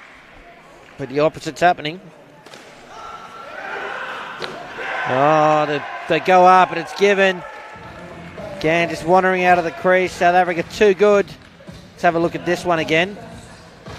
Olivier. Behind square. Oh, look at that. That is an unreal call. That's an unreal call by umpire Ben Brading. What a cracker. And freezing right at the right moment. Team Sportscast Australia on the money.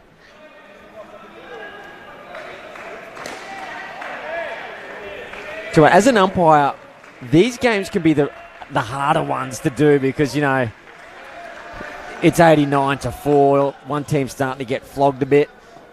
So it's hard to kind of stay focused the whole time. Ben Brading's had a brilliant game. Some really good calls. You can also kind of see that he's not just doing it completely on instinct. You know, there's been sort of 2 or 3 occasions. He's taken 3 or 4 seconds, taken his time and thought, you know what, actually, yeah, that is out. Yeah. And he's been proven to be right. Yeah, good call, Ahmed Khawaja. 2 balls remain. Oh, he's dropped it. You can't believe it, Brink. You know, South Africa really want to win this skin. They're trying to 7-zip India here. It's 3rd ball and 1 remains.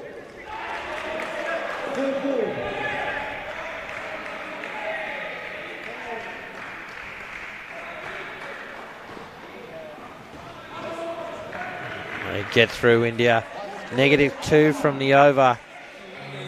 And a little battle here on for this 3rd skin. It's purely academic. Just on Ben Brading, actually not originally appointed to stand in the tournament. One of the umpires didn't end up making it here from overseas, and Ben Brading from New South Wales here in Australia was a late call-up to come down, and he's accounted himself well.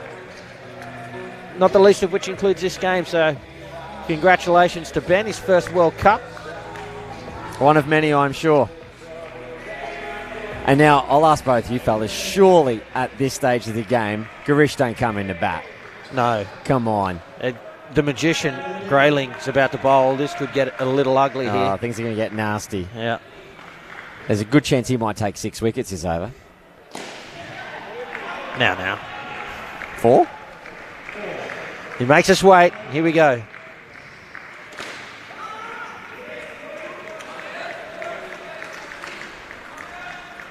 A dot ball to start. Easily been one of my favourite players to watch this tournament. It's a shame this is the last game in terms of the top 4 for a World Cup spot.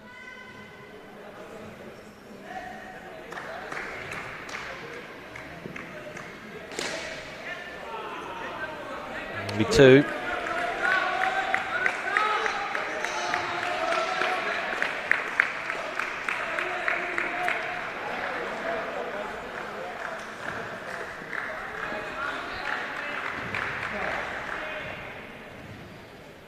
Garish has got gloves on.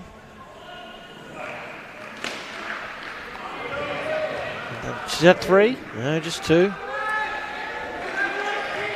There he is. Doesn't have a bat in his hand, but he's got his gloves on. I reckon Oakley's just keeping his hands warm because it's a bit chilly in the centre. How do you bat with one arm?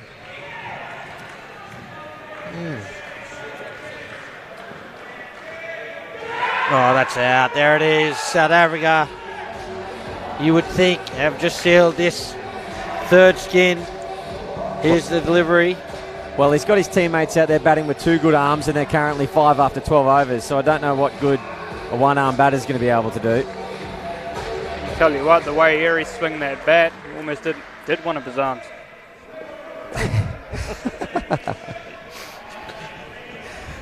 Good from you. 2 to come.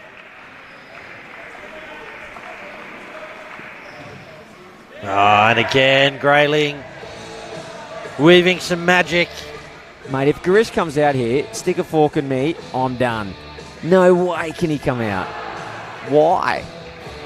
He's totally injured. Well, mate. He's coming out. Yeah, it looks like he is. But look, I'll tell you why. Why? If he thinks he can get through, then he's saving one of the other players from batting. But why not let one of these two because go? They could injure themselves. They could injure themselves. Well, the way they are, they probably might.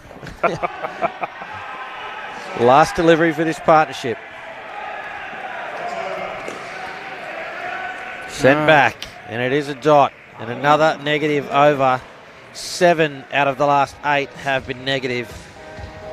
It is all South Africa. And,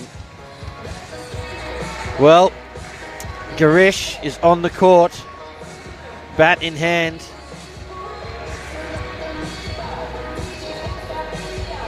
This is going to be fascinating viewing, folks, and you would think India aren't going to get away with this skin. So South Africa are likely going to win this 7-zip, which means fourth to sixth will be separated by 3 points, 4 points. And I guess if so South Africa as well get that 7-zip. Obviously, you know they're still going to play England tomorrow, but yeah, it's no change. But just fascinating to me how, you know, the distance. In fact, it's third. It's third to sixth, separated by 4 points. Crazy. Yeah. After a week's worth of cricket, 10 games, that's all it comes down to. Unbelievable.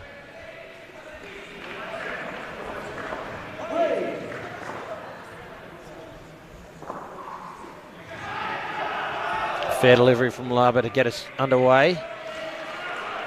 Ruman and Girish, as we've said, at the crease. Right, Girish with one arm, chasing 38 for the skin, 90 for the victory. Calling out the runs required from here for victory. I like it. Oh, it should be out. It is. South Africa just too clean tonight. Absolutely crisp. And I'll tell you what's going to start happening now. South Africa's want to get these guys into negatives. That's going to be driving them. They're -5. Send them packing after 16 overs without even scoring one run. Gone by such a long margin. And a lot of times we've seen the bat up as well. Yeah.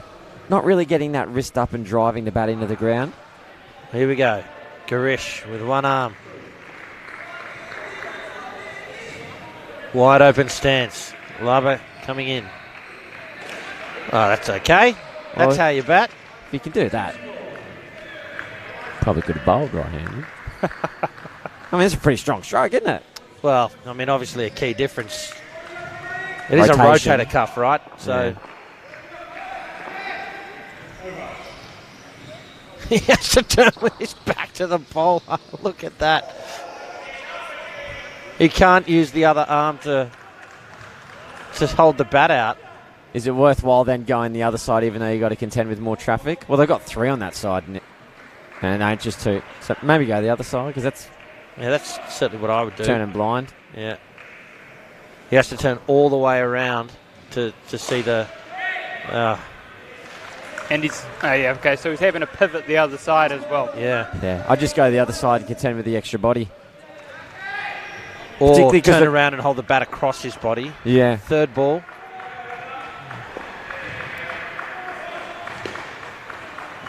Get through. 2 runs, -1 from the over. And -1 on the board for India.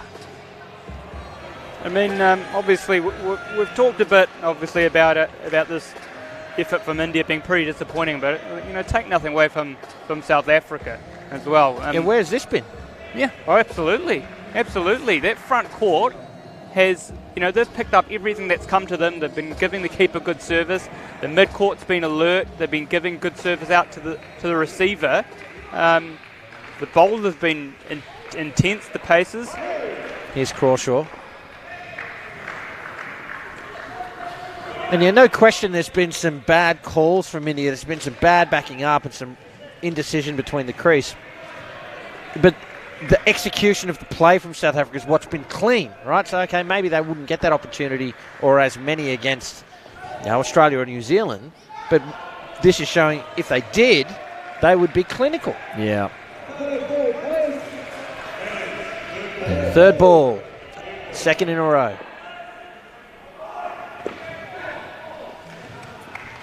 Finds some net for 2 runs. Brings Girish back on strike. Injured India captain.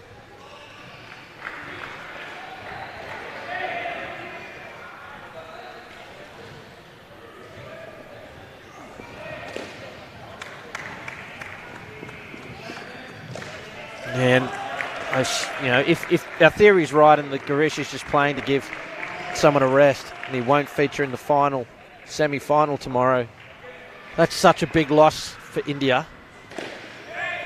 Good leader, good cricketer. You take him and the likes of Kizar out of the side and they're a lesser team for it. The fact that they've got so far without them is a huge credit to India. Just that team hasn't necessarily showed up for this evening's game. It'll be third ball again to start the next over. 2 overs remain now in the match and in day 6 of the Indoor Cricket World Cup.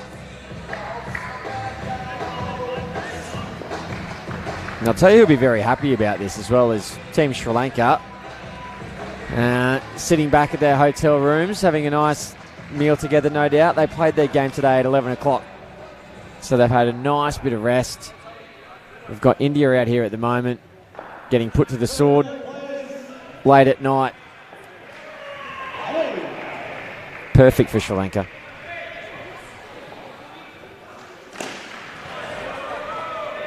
Tell you what, Girish is putting many of his teammates to shame with this batting effort. Well, and I've got to tell you, if I'm the India Brains Trust, I'm considering playing him tomorrow. They might feel like if he can get through 2 overs bowling that sort of left arm, what do you call that? Then seriously, if they think he can get through that, maybe surprise a few batters who just don't know what to do with it, and offset those runs with big runs to the bat, that might be worth it to them, particularly if they've got guys that are just as injured. Well, if he can bat all right. They managed to... again, just crystal clean from South Africa. They managed to hide him in the field effectively as well, didn't they? Keep him in the corner there in that point or that square leg. Well, they did, but that absolutely would be a liability, you know. You might as well be fielding with 7 if you've got someone with their wrong arm as their only functional arm. Third ball. Moves across. It's probably a smart move. Kicked it in the corner for a single.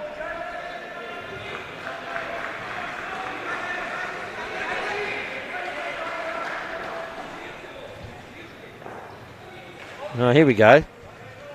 3 fielders in the front court on the legs of Girish. I'm chipping short and wide outside off here. Fallen on off stump. He does enough. I'm not surprised they haven't tried that earlier. Tried that some short stuff that's coming up to that shoulder. Yeah. He's not going to be able to play across the line, is he?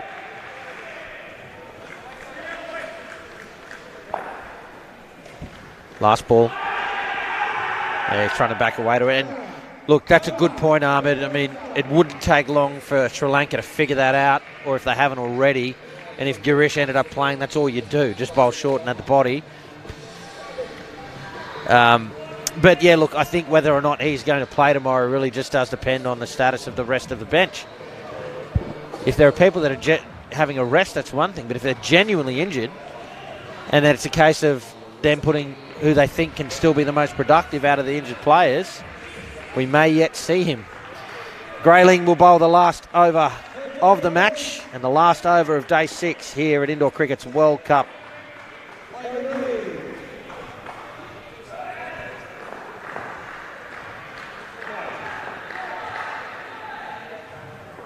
Grayling makes us all wait.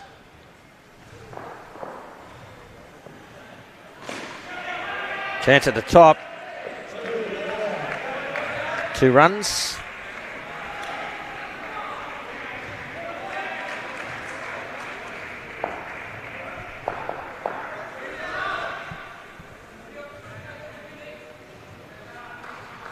Got a fielder at point, the other 2. One that's backward square leg and almost just forwards of square. Short mid-wicket. Fended to them. Yeah, it's an interesting field placement, isn't it? So much space there on the offside.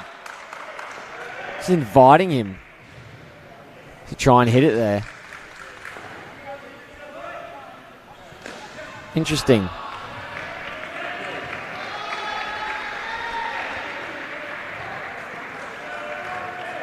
He does well, Girish. You know, for an injured captain, he's giving everything he's got for his country here, and a smile on his face while he's at it too.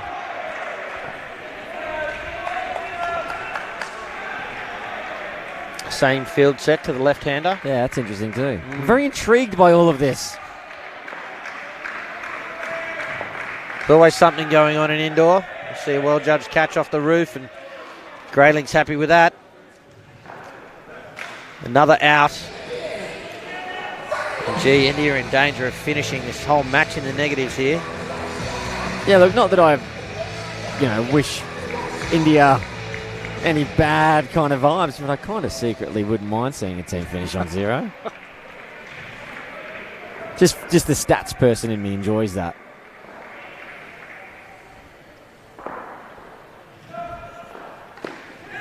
It won't happen now. Yeah. Sorry, Gary. Unless it's a leg side stumping, then they re-bowl it. We're not doing that. One to come. The final ball of the day. It is possible. It is possible. Anything's possible in indoor cricket. Right, leg side stumping, re-bowl, get out bowled next delivery. Cross your fingers, folks. Could happen.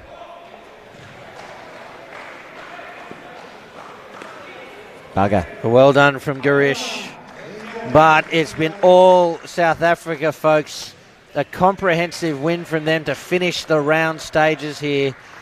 Running out victors 89-8. And one of the most clinical bowling and fielding performances they've put on. Well, for India ahead of tomorrow's semi-finals, it's back to the drawing board. And if we look at some highlights from the match, I'm afraid there's not much to show from Team India. You see all the high fives there for South Africa. And here we go. Here's some of the batting innings for South Africa. Big appeal.